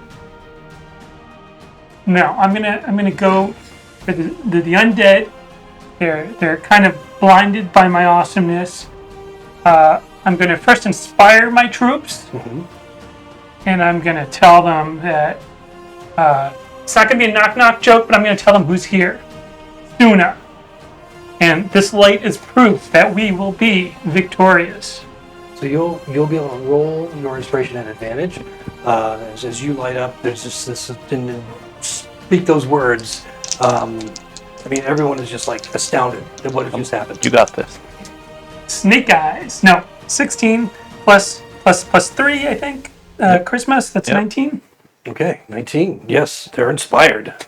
Very inspired. They're highly hard to inspire them. And so, as your company is inspired, what are you going to do? I'm going to shoot arrows. Oh, you shoot arrows? You're within melee range. What? The nightmare? Or are you going... So you're abutted to... You're right next to your guys. Yeah. You're back there. Okay, I'm not going to shoot. I'm just going to be offensive as usual then, I guess. Well, you can do a melee attack. And... I thought he meant Adam. So, you can do a melee attack against him if you want, or even... Because you were at advantage, you're no longer at disadvantage, because of the light. Just make a straight roll on a melee attack. If you do go forward with the range attack at this range, then it's going to cancel out your advantage, disadvantage, and be disadvantage. Okay, let's go melee. Okay. Come on. That looks pretty good. It's not even looking. What's that say? 18. 18. That's a hit. Roll the damage. We're almost at the end of the round, and then we're going to take her into the turn order, and then we're going to take our break. I'm glad that 2 out of the 3 of us are able to hit their target. Nice. 30. 30 points. Okay. Oops. So that takes them down to 0. Dead if I check my math. It's a few less than what it was a moment ago. Okay, their combat effectiveness is certainly being affected, assuming that they're not inspired every round. But Lord Dormont has disappeared into the light. Anything else from Jolo? No. Okay. That's it. All right, so the last in the turn order is Hildy's group. And they're coming forward, really just moving in pursuit of Hildy. 1, 2, that's going to put him there. Yep. And just kind of lumbering after you. They don't have quite the movement you have, but they're lumbering after you. They don't have the same the range, so... Okay. So let's go bring it to the top of the order, and we will get to that, the second half of this battle, when we come back. See what's going on with Lord Dormont, the temple, Jolo, all lit up again. The undead closing in on Hildy, and I don't like that part. who knows? Who knows what could take place between in the next few rounds? So we'll see. Anyway, see you guys in about 10 minutes. I am scared.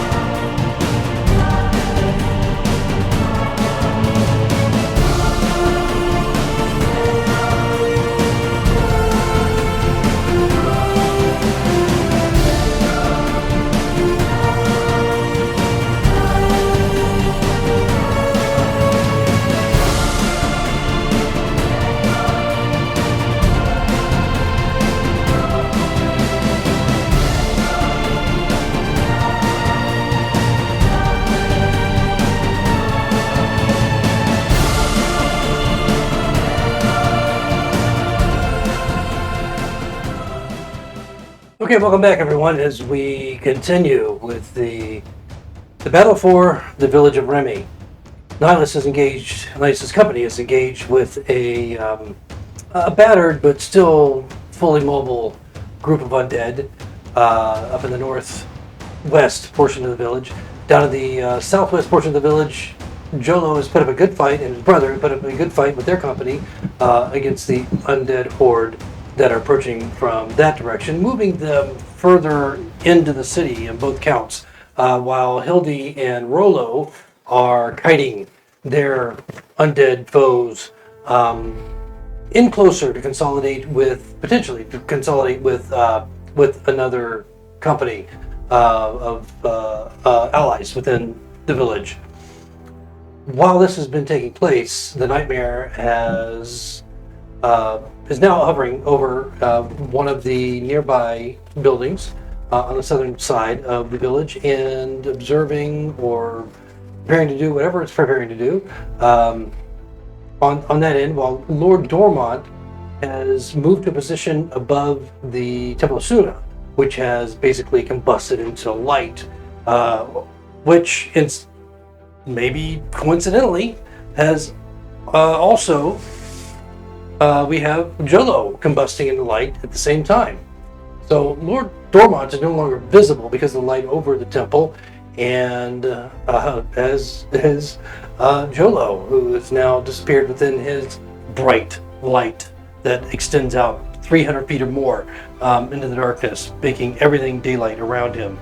And we pick up at the top of the round with the undead forces that are pressing Nihilus' company, making a melee attack against him and his group.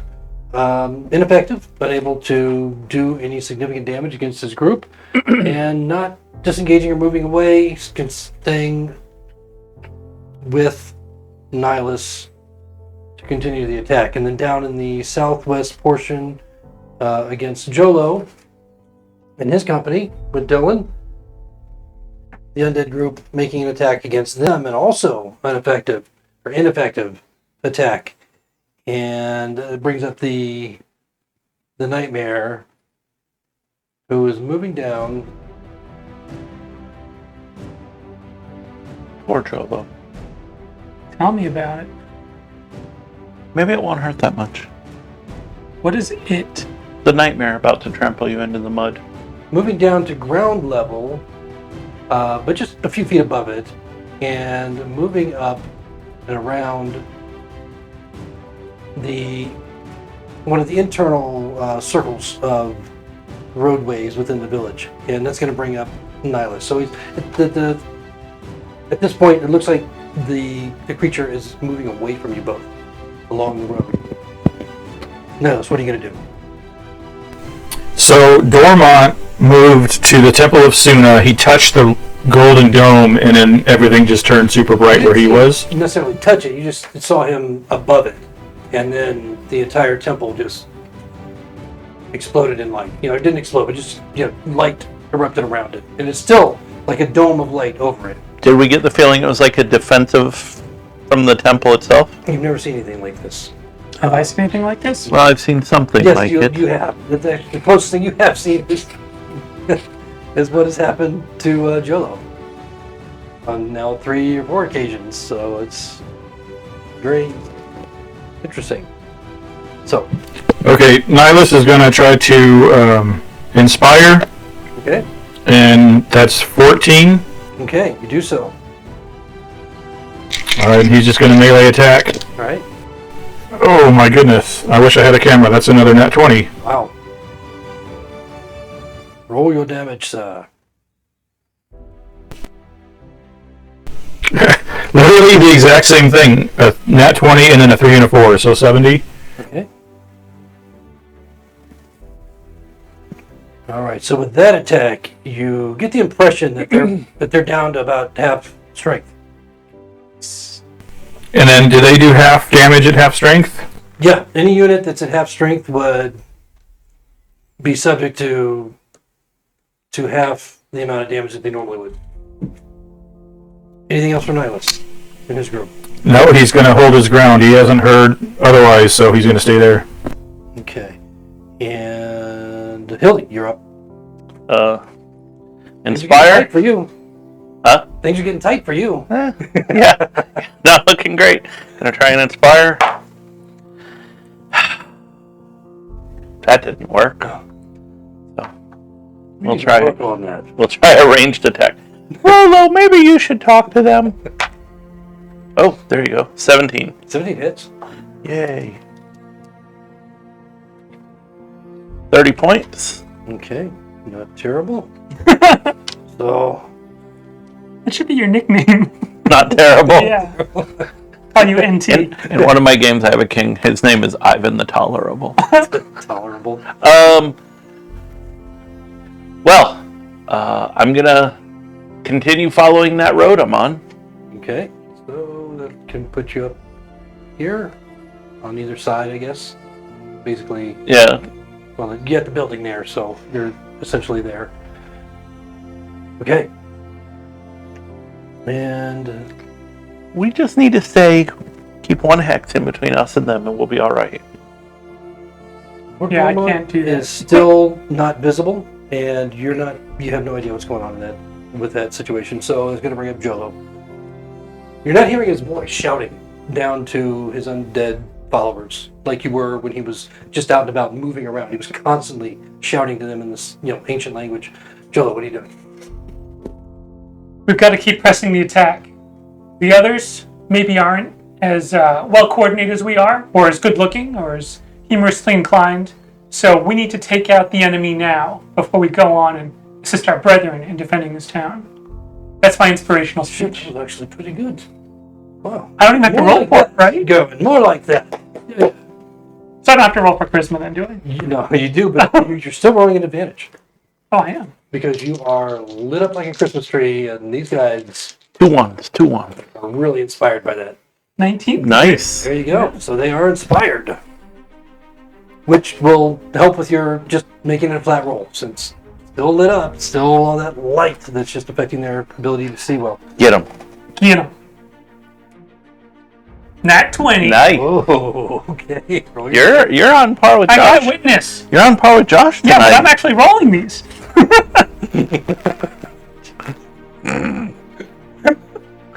What abuse you're taking over there, Josh?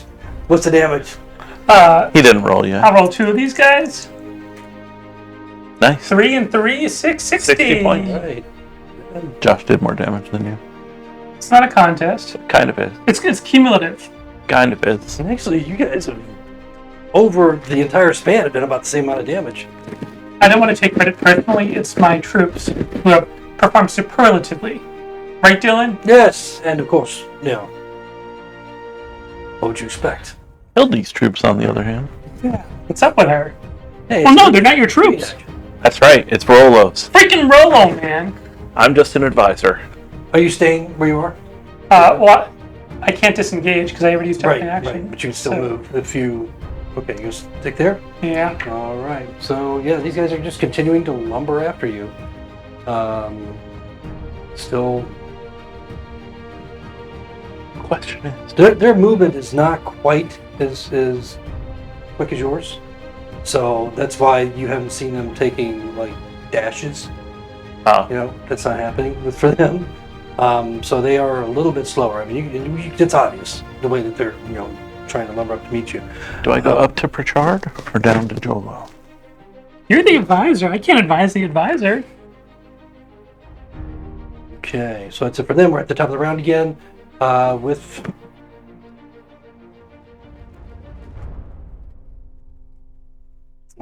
the group. Okay, against Nihilus. Making a melee attack as before. Again, ineffective. They're just not able to penetrate your defenses, Nihilus. Staying where they are. I'd like to think I rubbed off on him. They're really kind of Metaphorically. buildings. They can't go anywhere anyway. Hildy wants to rub off on Jolo. Yes. Now your group is shifting around a little bit. They're kind of like trying to find a different way, a different point of attack against you. As they make another melee attack, this time they hit Oh. and do 30 points of damage cumulatively. 30, yep. And that's it for them. Now, the Nightmare is rushing toward the center of the city. It's about at the point those that you can see. Maybe Jolo can get an idea that it's rushing up just past the tavern where Commander Pritchard is right now, toward the center of town.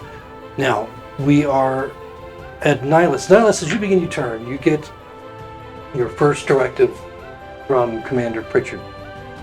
And it's some startling news. He's giving you, with this messenger, is giving you information about additional undead that are entering the village. And he's directing you, commanding you, ordering you to make your way as quickly as possible with your company back toward the center of the city, and make a stand at the Temple of Suna. So with that, I'm going to go ahead and put these, because all of you are getting this message on your turn from the messengers that are being sent out. So I'm going to... We're all hearing that we should go, or that Natalie should go? Well, no. You're all getting the same message on your turn of where the undead are approaching the village, and that you should retreat back and make, a stand at the Temple of Suna. You remember the really cool video intro thing going on? You remember it mentions the word apocalypse? Apocalypse, I think, just means change in Greek. I don't speak Greek, so it means we're going to get our lunches handed to us here. Oh, good. I'm hungry. Well, you're going to be eating undead knuckle sandwiches in a minute. As long as I'm not eating crow, I should be okay. Yeah. It seems that Lord Dormont is a little bit more creative than he was given the benefit of. So, Nihilus, what are you doing? Well, I guess if he told us to make haste, I'll action to disengage and then run as far or fast as I can towards the temple. Okay, so you'll move your full movement down the road toward the temple? Okay. Yep. Yeah, and you couldn't necessarily see you could probably see the temple, considering how big it is and the dome of light that's over it. That has not changed as you make your way as quickly as you can in that direction. Okay, Hildy. This is not how I thought Hildy was going to die in this campaign. I assumed it would be my own stupid mistake, but okay. We're going to go for the good old inspire. No, because why now in the clutch would she be able to inspire? You didn't write a poem. That's what it is. That word is spreading. You know what? When I did my haiku, that was my one inspiration that worked. See? All right, we're going to shoot and move. Okay. Oh, shoot. 16? 16 hits. All right. 10 points. Didn't hit well, it just hit. Okay. Okay. Eeny, meeny, miny, mo. Which direction keeps them off my ass? Still not a poem. Well, it's free verse, I guess. I'm going to go in the same direction I've been going so I can follow that main road up to the temple. Okay, so we'll put you right here. Yeah. Okay. Looking down the street, you're close enough to see... that Jolo has matters well in hand. Yes, that. And you see Commander Pritchard is no longer... He's out the street. And you see him engaged with the Nightmare. Kill that thing! There are various young men that are his messengers that are just kind of taking cover and trying to stay out of the way of this battle that's taking place. He's swinging his broadsword at it. It's rising up and trying to hit him with his flaming hooves. It's unclear who's got the advantage in this battle. I would imagine a giant flaming horse always has the advantage. All right, still nothing from Lord Dormont. Jolo, you're up. I don't want to disengage, but I'd like to move toward that main road, like rotate counterclockwise around the army. Does that make sense? We can't move between Hildy and the. So the only. Are you talking about going over here? No, I want to go closer to the town. Are you saying I can't? No, but you can't go between. Wait, that's not complete. That's a building. So you can, if you're moving away from them, you can move here if that's what you're after. That doesn't seem to be helping me very much. Okay, well. Well, if you do that though, do they get an opportunity attack Yeah, if he they're moves gonna away? Well, that's why I said I didn't want to. I just want to rotate around. But if the building is blocking me, I'm just going to stay where I am. Well, what if you disengage and move there? Then you don't get an up. I'm getting closer. Then, no, if you disengage, then that means they can't attack you with an attack function. You're using your action to disengage. But then they're not any weaker, so why would I want to do that? All right. Yeah, No, I mean they just. So you're just going to stay and fight? I'm going to stay and fight. That's exactly what I'm going to do. Cool. So you've received the same message, by the way, but you know that there's undead approaching, and you know that Commander Pritchard is ordering all units to the center of the city. So it's up to you. But instead you chose to stay and fight. I'm acting in good faith, attacking the enemy, and I can't really get much closer because of that stupid building over there. So I'm going to have All right. a talk with the city planner. Is he in my group? No. Okay, so then instead of talking to him, I'm going to use an action It might to take some time to figure out who that might be. to inspire my men. Okay. And Build advantage. yeah, You got this. There you go. 16 plus Plus your 3. Yeah, That's enough. indeed.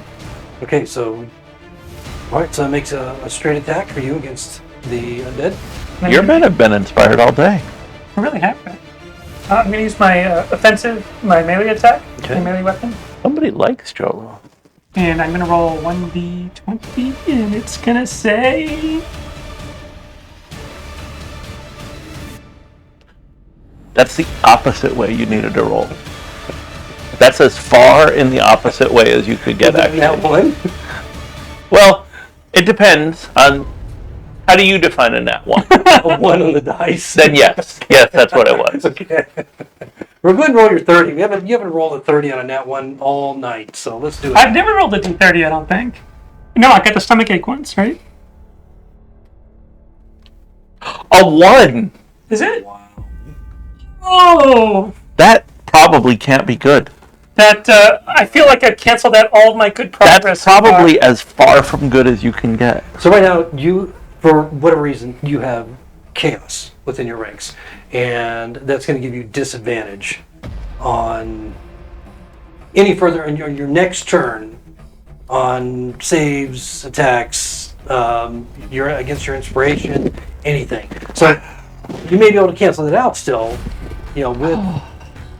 with that, because that'll turn your advantage on inspiration to just a flat roll. But you've got some chaos going on in the ranks right now. They're not sure what to do. They were going to go around the building, then they were going to not disengage, and they were going to stay there and fight. They made the attack, they missed, they were inspired, but it didn't work out. So just a lot of confusion. You're Dylan's so like, lucky. what the fuck are you doing? It's always darkest before the dawn, people. We got this. You're so lucky. Dark. Okay. I think a sinkhole should have just swallowed your whole army. We're not in Orlando. 2 1s? Yeah, that's pretty bad. Yeah. Hey guys, Literally We- as bad as it could get. we call that the Mike effect. Is that what we call it? Yeah. I don't have snake eye. I have big, beautiful blue eye.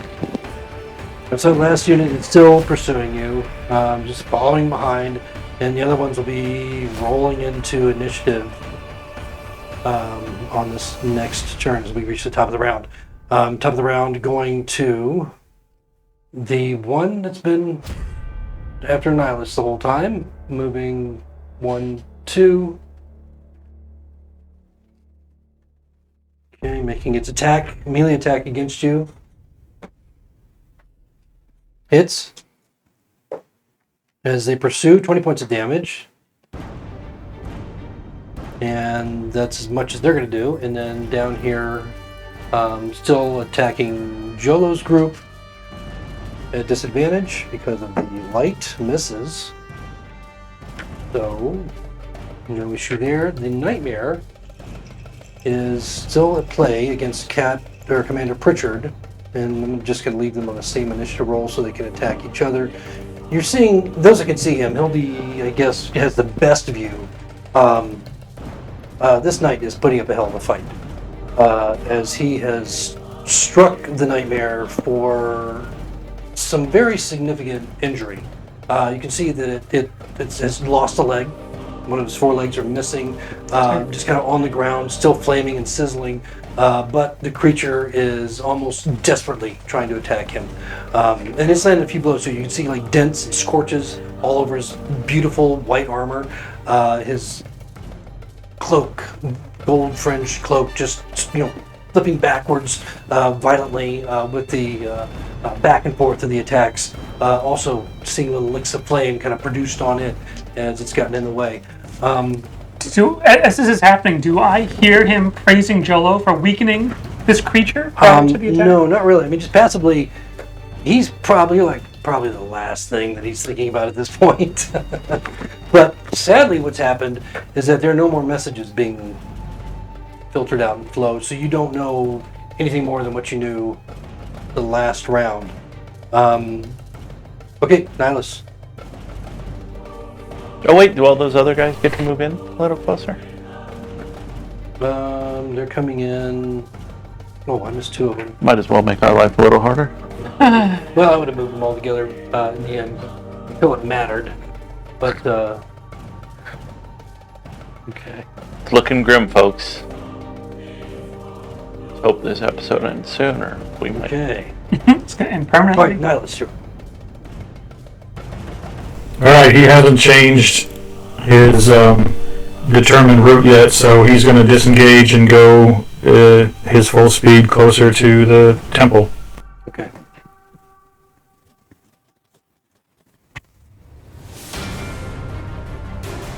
Okay, so at this point, you would also be able to see as you enter what was once the marketplace has just been totally cleared out. The dome is still lit up, and no sign of Lord Dormont. And you see this epic battle taking place between the Nightmare and Commander Pritchard.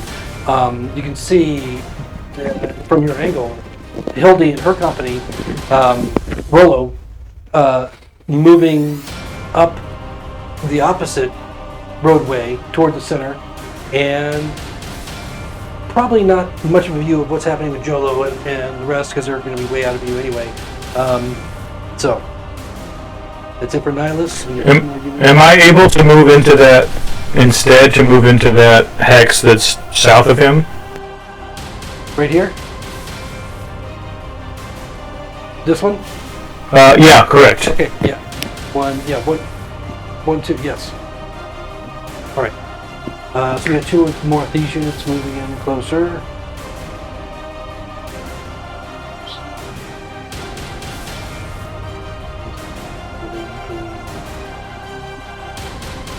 The part where I messed up was rolling the low numbers. Do you think that had something to do with it? Yeah, I had my calculator out. I was just, running the numbers. You should roll higher next time. Hildy, what are you doing? Hildy's gonna mix things up.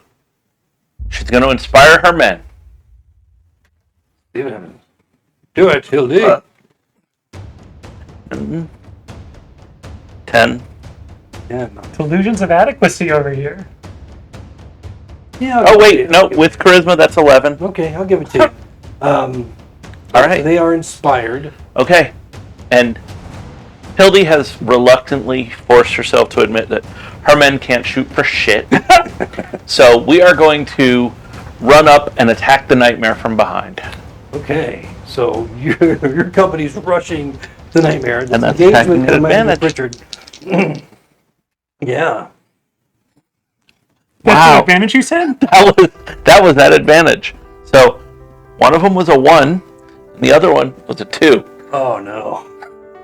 So The one was lower. we didn't hit the Nightmare probably. Not with any sense. You guys just tripped all over yourselves. Probably.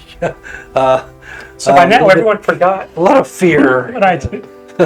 Even though there's a whole bunch of you charging this thing, ineffective as it's able to dodge your attack. Is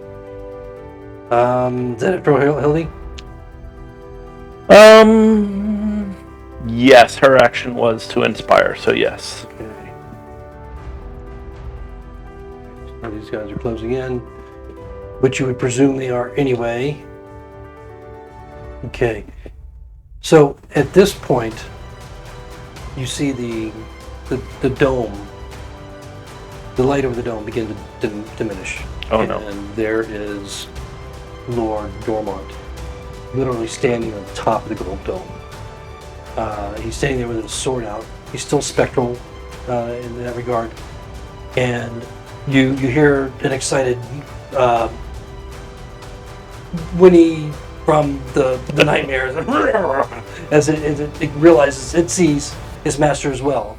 And feeling inspired as it doubles its attack, Curiosity against Commander Pritchard. And Lord Dormont begins to speak and call out as he turns and looks and calls out to the forces that you know are approaching. Jolo, your turn. Your light goes out as well. Immediately. I don't know that. Right? I can't see the light. No, you can see it. Well, you would see it reflecting off everything else. Yeah. It's just Oh, it's I like can. you just it's like daylight to you. All Okay. around you. Well, that sucks. You know what? We pretty much decimated the army next to us. They're on their last guy, like the guy from the canteen. So I don't want to. After the debacle from the city planner, I just want to move on with my life. So I'm going to disengage and run toward with my unit. Run toward the city center, Okay. All right, so you're disengaging. and I'm going to curse that building as I run past it. Smaller buildings you can move around, but that takes up the entire hex. All right, So that was my action. That was my movement. That was Right. 2 hexes. right. Yeah. Now going there, pretty much puts you right next to the undead. I mean, you're probably maybe surprised as you come around the corner and find yourself face to face with another horde of undead. At full strength, But they're chasing me. No, not full strength. We hit them. mostly full. Mostly. They got like a scratch on the Mostly full. nameplate or something. To be fair, they definitely look more intimidating than the one you just left behind. That's To be fair, I didn't have a bridge. that you had a road. Yeah, a road. A big one. And they didn't even walk on it. They came through the woods. As Yeah. Hildy turns her company to attack Jolo. Okay. Right. So How far am I from the nightmare? I'm like pretty far out, right? yeah, you've got an undead, a group of undead between you and it. About 200 feet. Yeah. So That's the problem. right, so you disengage and use your movement. So that's going to end there. The undead, if they could show some glee, surprise, excitement, just an overall emotion of being thrilled at seeing you just conveniently pop around the corner right within their range, they immediately engage you. I'm engaged. Wait. Huh? Can we make a random roll? They were technically pursuing Hildy. Yes, but when they saw the other things they could eat show up I right next, tried. How did they see me if the light went out? Because he said the town is still lit by torches. yeah, you're like within. Who set you on? Well, right now I want to see what happens to Jolo, so I'm kind of right next to them. I made my shot. I was like, maybe they're chasing me. Didn't Yeah, work. it's like there's a hamburger way over there, but then the hamburger shows up here, and it's just as a hamburger. They change- Veggie burger. Veggie burger. Whatever. They'll Gluten eat it free. all. Did they see my clothing and smell? Oh, they'll have to cook you first, probably. Okay. Oh, Goose is but I cooked. guess their surprise limits their reaction because they don't do any effective damage on you. And then I turned to Hilda and I said, "These are the guys that were beating you." They haven't And beat I'll me. just firmly position them in that In the spot. process. Hildy's men are untouched, unlike yours. I don't believe it. Hildy's men are untouched. Okay. All right. Hildy's men are not untouched, but Hildy's company has not been harmed by undead. How's that? Okay, that's a little bit more realistic. Okay, so we're at the top of the round again with the undead pursuing Nihilus' company. And it looks like there's a building between us, no? What? It's a tiny little building that you're kind of occupying its hex, and so it's not an effective barrier, really. But they're just swarming around it as they're attacking, but they miss anyway, badly. So maybe that was the reason why they did so shockingly terrible at trying to make an attack against you. And then the next one, moving up.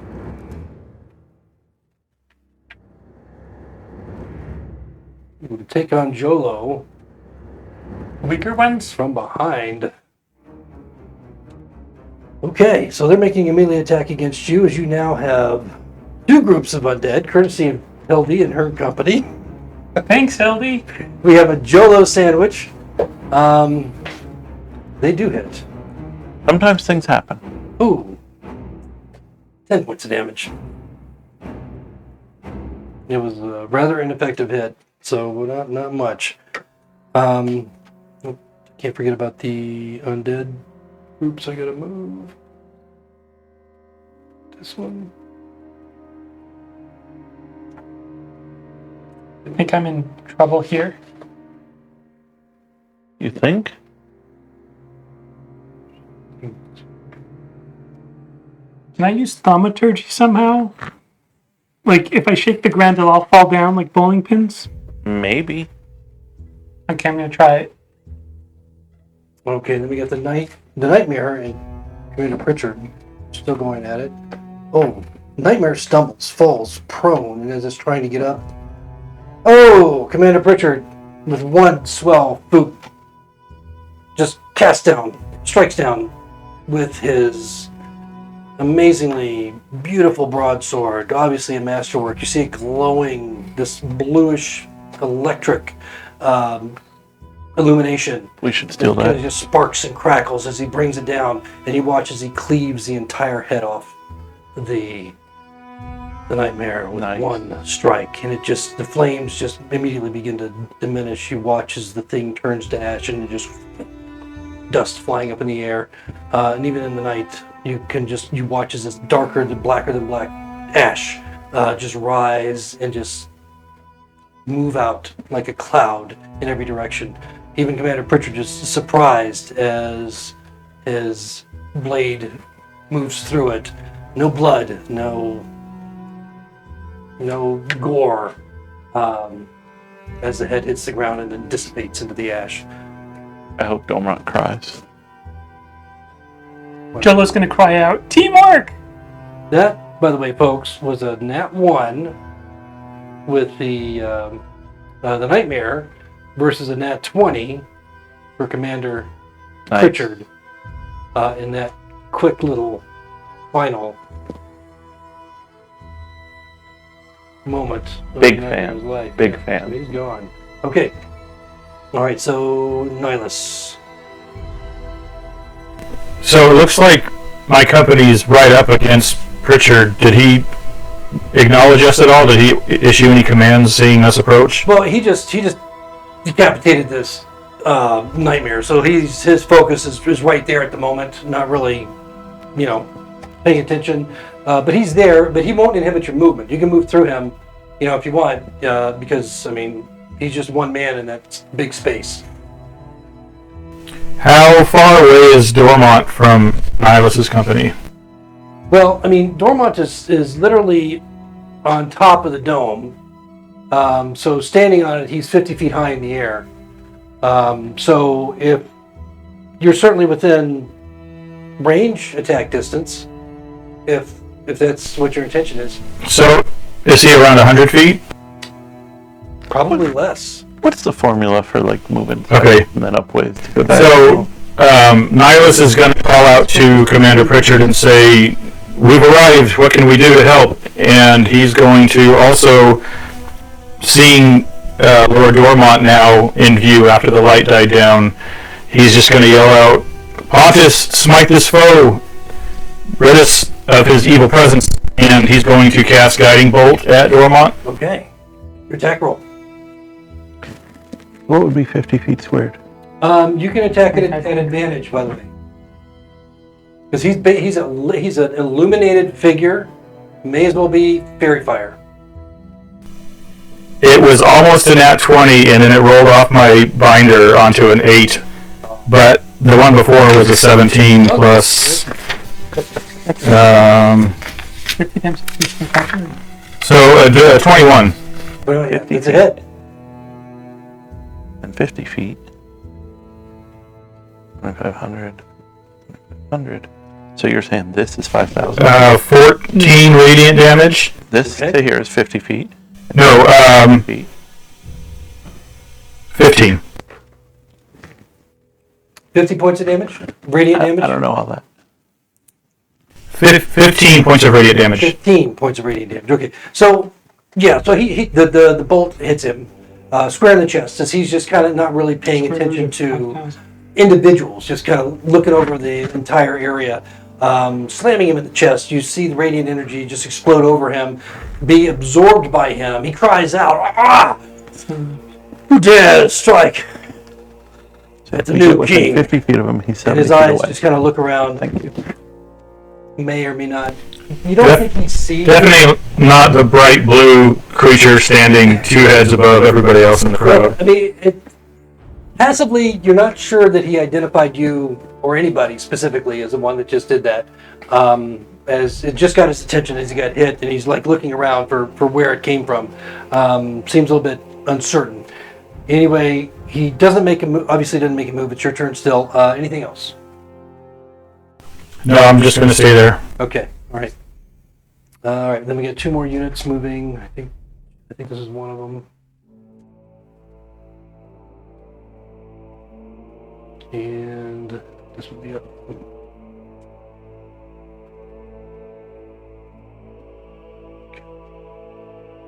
All right. Hildy, you just saw what happened with that nightmare and Commander I Pritchard. did. So we're going to charge straight forward up to the temple. I believe we'll be next to it if we move our thing. Yep, you will. You'll essentially be right there with Commander Pritchard. Okay. So if we are next to the temple and he's 50 feet up, what is my range from him? I just did the math. I know, but that's if I was 50 feet away, but now I'm next to the temple. I think that if we do the geometry, that's going to put you at about what? If I was 50 feet away and he was 50 feet high, Yes, that would be 70 75. feet. Okay, so that's what I was thinking. 75. So close enough. 75 or 70. If the math is actually 70, it's fine. Okay. I guess I'm going See, to... folks, we're learning geometry. This is an educational experience. Not a fan. I'm going to inspire and they're going to attack. Okay. Ranged, I guess. All right. Lord Die at Lord Dormont. So that inspiration didn't work, Okay. and neither did that ranged attack. Okay. So New dice, folks. the cloud of arrows just somehow misses this target. But you rolled with advantage, right? No. Okay, then it did hit. Okay. All right. 18. So he gets peppered by several of the arrows. Boom, boom, boom, boom. What's the damage? 40. Wow, okay, that's huge. He gets hit by a lot of arrows. So you see him kind of stagger back from the blows from the arrows. Obviously, material weapons are affecting him. And although they just kind of fall out or fly through, it's as if he were hit. And he kind of growls and looking around, clearly seeing where all these arrows came from at the company of soldiers at the base of the temple. Luckily, His there's eyes are not on a you. really tall, Your company, your group. glowing green person in the middle of the group. So, That would be anything else from terrible. Hildy and her group? No. Okay. So, last one. Damn it, I can't keep all these guys straight. Let's see. I think this one. All right. Anyway, If there's too many, you can just take some of them Yeah. off the map. I'm sure. Yeah. Like the two next to me would be awesome. The original ones. I think it's awesome. Ellie just kind of passed off her baggage to you as she went rolling by. I went right for Lord Dormont. True. And now it's Lord Dormont's turn. Gazing down at all those that are, you got Nidus' group, you got Commander Pritchard, who's now, starting to shout orders to protect the temple, gather at the temple, prepare for the onslaught of undead that are arriving soon, that sort of thing. Gazing down at all of this before him, knowing what he knows, of course, seeing your gathered force. All of you, well, you just need to make one wisdom save for your company and yourself. Why are you looking at me?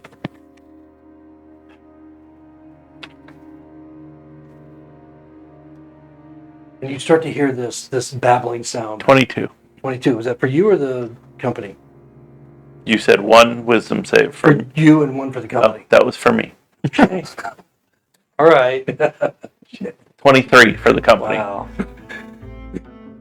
You would have felt like shit if you rolled a 1. I probably would have. It's as they all just like ran away. You're by yourself. But you this babbling starts to grow louder and louder in your ears, and you can see all the people in your company around you are being affected by this chatter that's happening. It's getting louder and louder. You're not quite sure if it's just in your mind, or if, well, actually you would know that it's in your mind. Everybody else is not quite sure. Is this something they're really hearing, or if it's in their mind? But considering you made your saves, it has no appreciable effect as nobody's running off. It just kind of dissipates. Stand strong, man! There you go. Look, we did it. But Hildy would definitely know that's a mental attack, given who she is and what she does. So Well, if she was a little closer, she'd have done the same damn thing. yeah, he seems a little dismayed that nobody took off. Nobody was affected by that. Nobody was whatever it might have done, and it's going to bring Again. up Which Jodo. group is undamaged? Oh, that's right, mine. Gonna bring up who? Jodo. I've heard of him. Okay, I can't delay. I've got to save the whole world, and that's what I got to do. That would be good. If I do not disengage, and I just make a run for the center of town, Dash. I can get 4 tiles, right? Yeah, you can. Right, if you're just going to use your action to move, you are going to take 2 opportunity attacks. It's gonna suck, but I can't just stay. Some of you may die. Some of you may die, but I will suffer the great burden as I go on. That is a sacrifice I'm willing to make. That's not very instrumental. That was not an inspirational speech, but in all seriousness, just standing there in the middle of nowhere is probably not going to help very much. Okay, all right. So I'm gonna take the hit. I'm gonna rip that Band-Aid off. Full dash. You got this. Oh, make it so for Shard. Okay, so really, it's like 1, 2, 3, 4 is where you're going to end up. Nice. Yep. And you're going to take 2 opportunity attacks. Maybe they'll miss. But one of them is a weak army. That's true. One is a disadvantage, which weakly attacks you and is able to do any effective damage. The other one does, though. It does hit. And let's see what kind of damage it will do. 40 points. I still think it was worth it. As you make it out with most of your men alive. One guy had a sprained ankle, and another guy had a mosquito bite. It's really itchy. Yeah. It's distracting.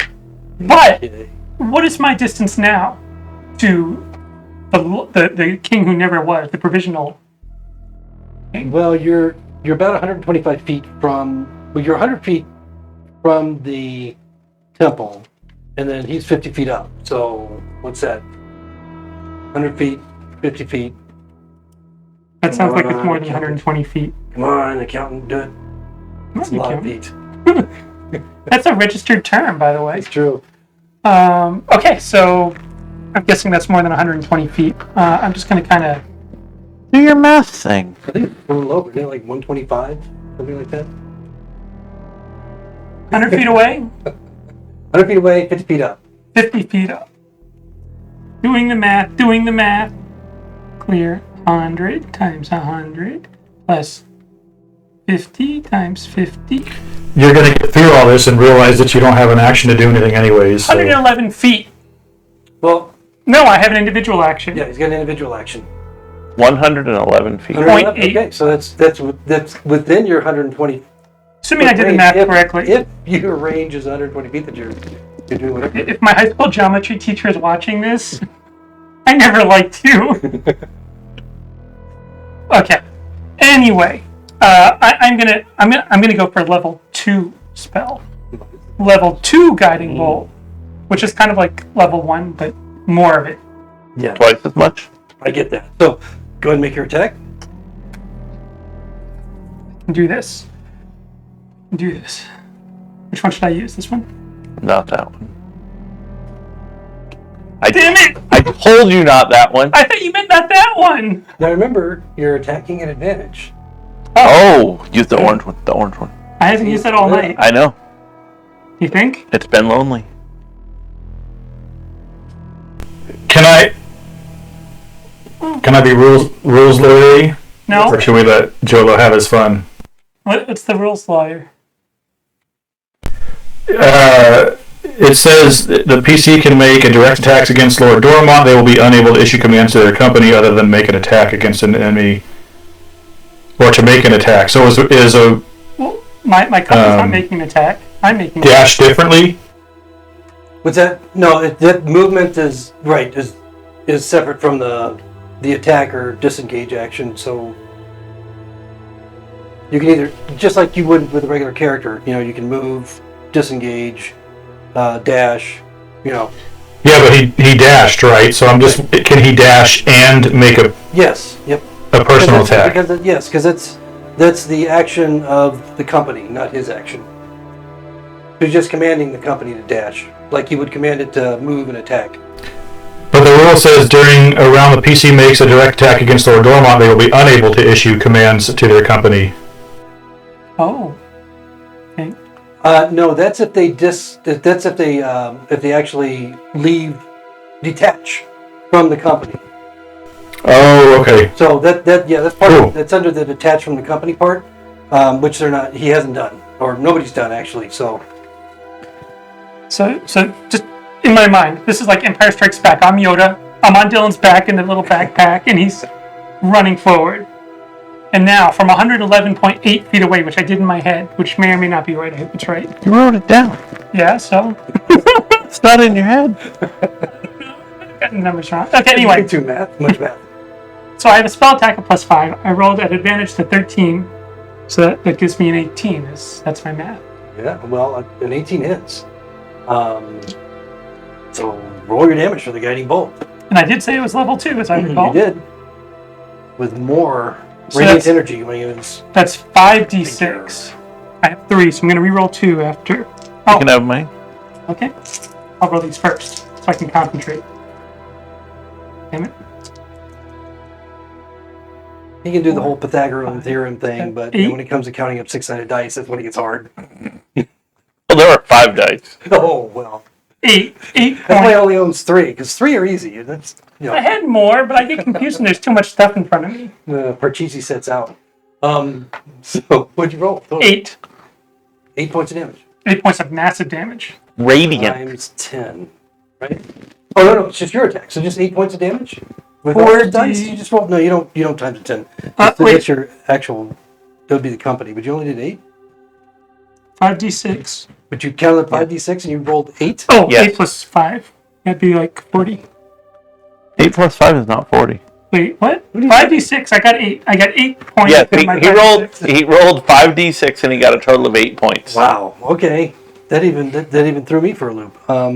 8 points of damage on 5. But it's radiant damage, if that helps. Yeah, I get that.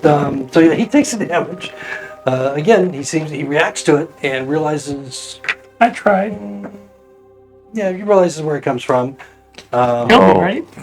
As he's getting pummeled now by a newcomer. This was heroic. I ran through 2 different armies, one of which I pretty much destroyed, and with my last breath, this is like the end of a marathon, I hit another 8 points. So This might be your last breath.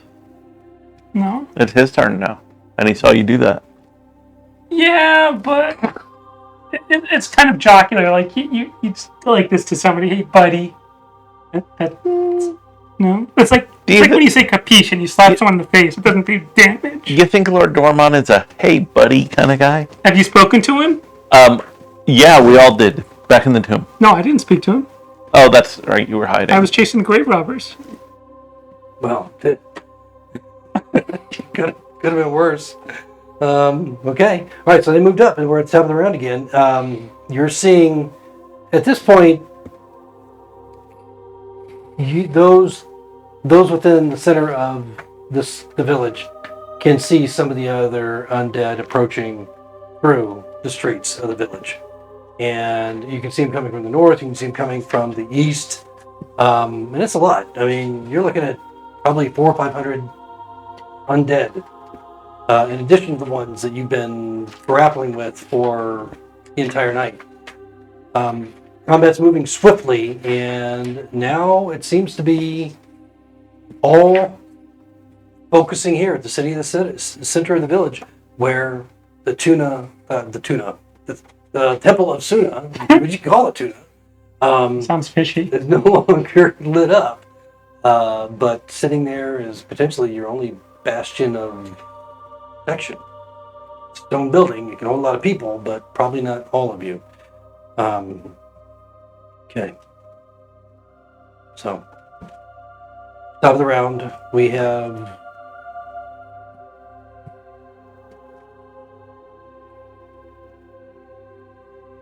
for one, still engaged with Nihilus, it looks like. And they're just very ineffective group. They can't seem to hit anything. And then the one that was originally, moved the wrong damn one. Well, that's fine. I'll just move him now. So, he would have attacked you last time, but I screwed that up, so he won't. And I've got two others that I gotta move. When I cast the guiding bolt, we had mentioned the damage, but there is one little footnote there, which will probably help. And the next attack roll made against the target before the end of my next turn has advantage. Has advantage. Well, you have advantage anyway because he's lit up. He's illuminated in the night sky. I thought I was helping. No, he doesn't have advantage. The next attack roll, not your next attack roll. Yeah, but No, but anybody attacking him. Right, that's what I'm saying. So Nihilus is, I believe.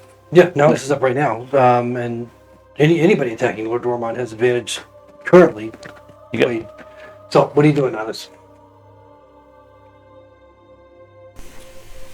Would I have noticed, looking at him, when I hit him, or when Jolo hit him with the divine energy, if that seemed more effective than when Hildy's arrows hit him? Well, it was a lot of arrows, and they really passed right through him because he's an incorporeal figure, but you could see him react as if he was hit. And of course, he reacted when he was hit by the radiant energy. What, twice? It was a similar reaction in terms of, just pain, and it's hard to tell if one was any worse than the other, mainly because the sheer volume of arrows, that just went through him. Okay, he will, I guess it doesn't matter about inspiring. He'll call out and have them all aim for Lord Dormont to shoot their arrows. Okay. Again, you have advantage. That's 15 to hit.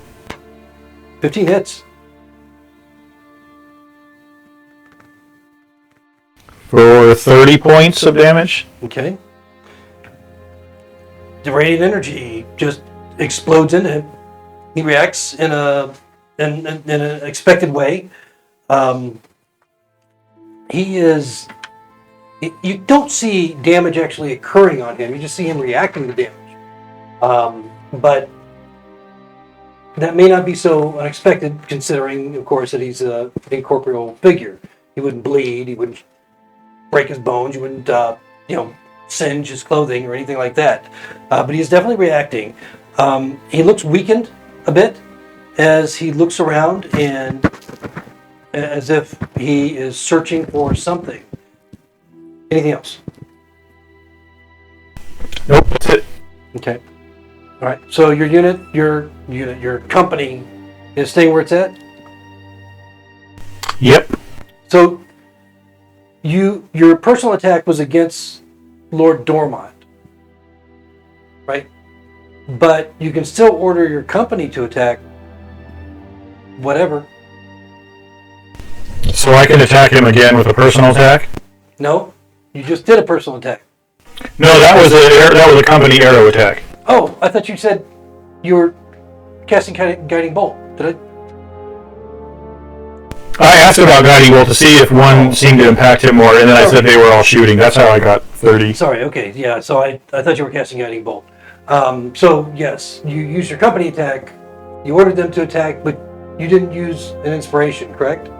Because so you still have your personal attack if you want. Yeah, might as well. Okay.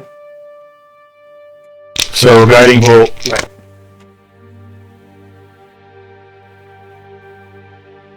Uh, 18. 18 hits.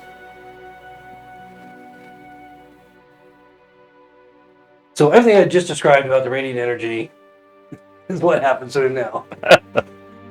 Jeez. That was pretty good. 18 points of radiant damage. Okay. All right.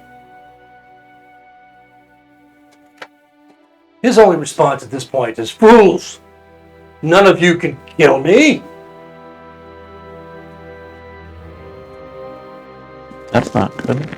Waste your attacks as you like. You can't kill me. Is that it for Nihilus? Yep, that's it.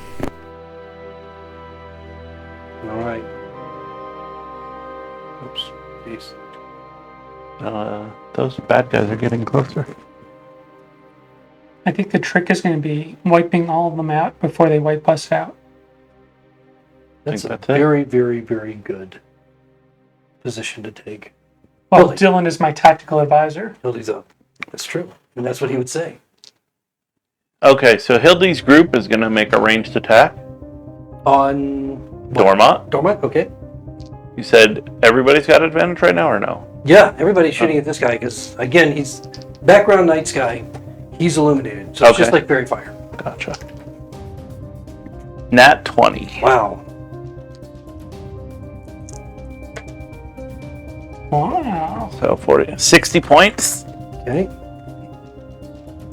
As the cloud of arrows goes through him, you see him react again, but again, he doesn't seem injured, and he looks tired. You see him looking tired, maybe weakened, but still as luminous as ever. And Hildy is going to cast Force Bolt. Okay. So that will be plus 4.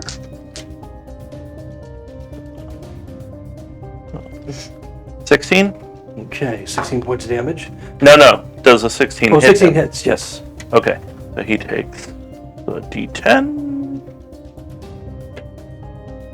9 points force damage. Okay, so it winces a little bit from the, that's force, you said force. Force. Yes, from the blow, as it impacts him. Again, still doesn't seem to be affected after the hit. Okay, and you're gonna stay where you are? Yeah, why not? What's the worst that could possibly happen? Funny you should mention that.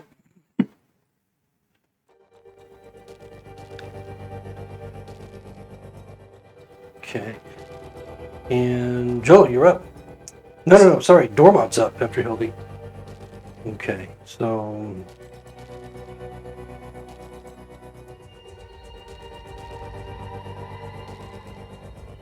Alright.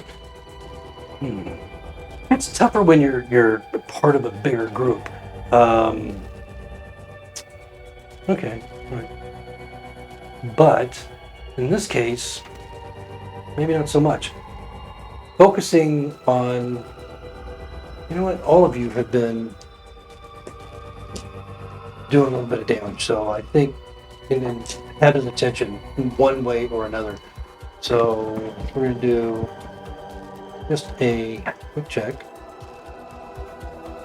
That goes against Hildy. Well, she is kind of glowing, so. So wisdom. All right.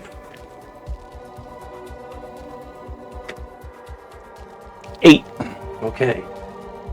So unlike the babbling that you heard earlier that was rising to a howl but diminished because you were able to save and your company was able to save, this is just you. Now you're hearing these whispers and you're feeling angry. It's making you angry, hearing these whispers as they get louder and louder and more insistent, and then your head begins to hurt and split and you realize that you're taking a mental attack. You take 7 points of psychic damage. Oof. Okay. And as you take that damage, just for the flavor of it, because there's no real impact, roll a d20 attack with a melee weapon. Missed. Roll A 2. a 2. Okay. So 2. Even with my dex, that's a 5. For the fortune of the fellow sitting next to you, you just immediately lash out with your short sword, but he just deflects it with his shield. He's like, "What the fuck, Hildy?" You know. I'm sorry about that. Rolo. Yeah. I thought you were Jolo. What are you doing? You know, Jolo, very different indeed.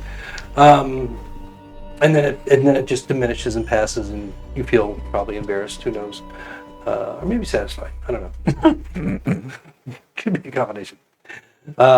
And that was Lord Dormont. So that brings us to Jolo as we wind down to I'm just gonna end it. turn.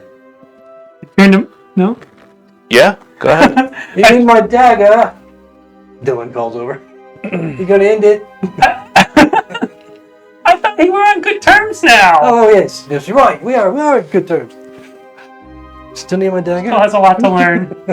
That's fine. The only defense we have is to keep attacking the king who never was. And that's what we're going to focus on. So first, I'm going to use my personal action and cast another level 2 guiding bolt. But I'm going to get more than 8 points this time. Hopefully. But I'm going to roll my d20 first. So another level 2. At advantage. Yes. Come on, baby. 15 plus... That's a hit. Okay.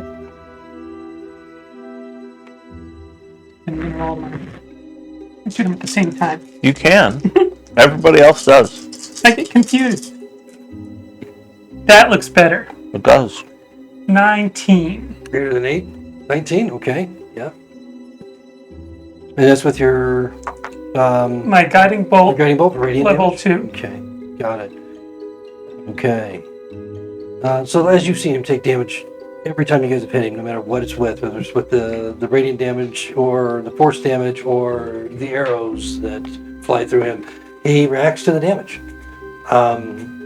But after the reaction, aside from him just looking exhausted, he doesn't seem diminished any further. You didn't like my gift? Either if he is being diminished further in his health or whatever, you're just not seeing it. But he's He's getting more not and more happy. tired. Like the bags on his getting tired, face are just yeah. getting He's bigger and He's bigger. tired. You can tell that since about a couple of rounds ago, he's just been showing this exhaustion from when the light over the gold dome diminished. I call out to Dylan. Tell the men, use their arrows on the Dormont of it. And Commander Pritchard he's basically trying to take control and organize the defense against the undead he knows is coming. As we have Nihilus and Hildy, your companies are in close. He's calling for your company to get in close as you can, and ordering Nihilus to move north, ordering Hildy to move toward, basically move toward the east, and then Jolo to take the south is what he's calling out, and you're receiving similar orders from messengers that are being dispatched to your position if you're not within hearing. So he's essentially recommended a countermand to my order. He wants me to take out the. He wants the companies to move into position to He protect wants the you to temple, get up by the temple with the rest of us. is what he's asking. Is what he's ordering, actually, demanding. Okay, so this last one in turn order. Wait. What about my company's action now? Oh, well, let's have it. I mean, before this message had come through, I told Dylan to launch the arrows against. Yeah, as you like. And so the messages are just kind of coming in, as all these actions are taking place. Yes. So, however you want to do I'm going to have my men launch the arrows it. at the Lord, at the King Who Never Was. He's had so many names too, apparently. And yeah. And let's roll the At advantage. 10's higher than 1. 10 is higher than 1. So 10 plus the 2 weapon attacks. That's 12. 12. I'm doing the math. All right. So No? most of them, just the wind picks up and just kind of carries most of the arrows away from him, not impacting him at all. Does he look even more tired though? Like eye strain or something? No. Yeah, no, he looks about the same tired ever since the gold dome, the light left the gold dome. So whatever happened during that time seemed to have taxed him a bit. And then that one unit making an attack on you, wow, with a natural 20 On my men, you mean? Or on me? on your company That's not good. Yeah. That's what we call bad. for 120 points 120. of piercing and slashing and bludgeoning damage against your group as they slam themselves into you, just tearing and ripping and eating as they go, living flesh, quivering in their claws, stuffing it in their mouths, blood just falling from your men down the front of these creatures' faces and You're right. chests. That's bad. And as we get to the top of the order with a new turn, you note those of you that have your focus in the night sky at Lord Dormont. I say standing, but he's really hovering above the gold dome. 2 eagles starting to spiral down in the night sky toward Lord Dormont. 2 eagles. And then from various places out near the forest, you hear bestial cries and growls and calls, and they sound just horrific, as if some monstrous creatures don't know whose side they may be on, are vocally emerging from the shadows of the forest all around. Don't you dare. And that's what we're going to pick up next time. I fucking knew it. So, this will be interesting to see how this all turns out. Not But hey, Are they? the rabbit. Are the 2 eagles circling? Are they giant druid-sized eagles, or are they just normal eagles? it's dark and it's high above them, but I don't know, just for shits and giggles, roll a perception. Or nature, whichever you're better at.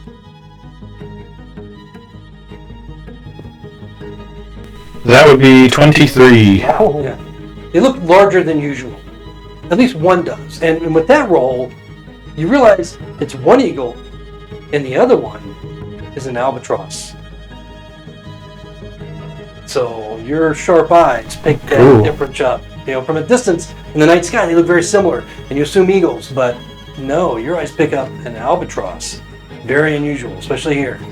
So that's what we'll pick up next time. And thank you all very much. We will see you next week. Have a good night.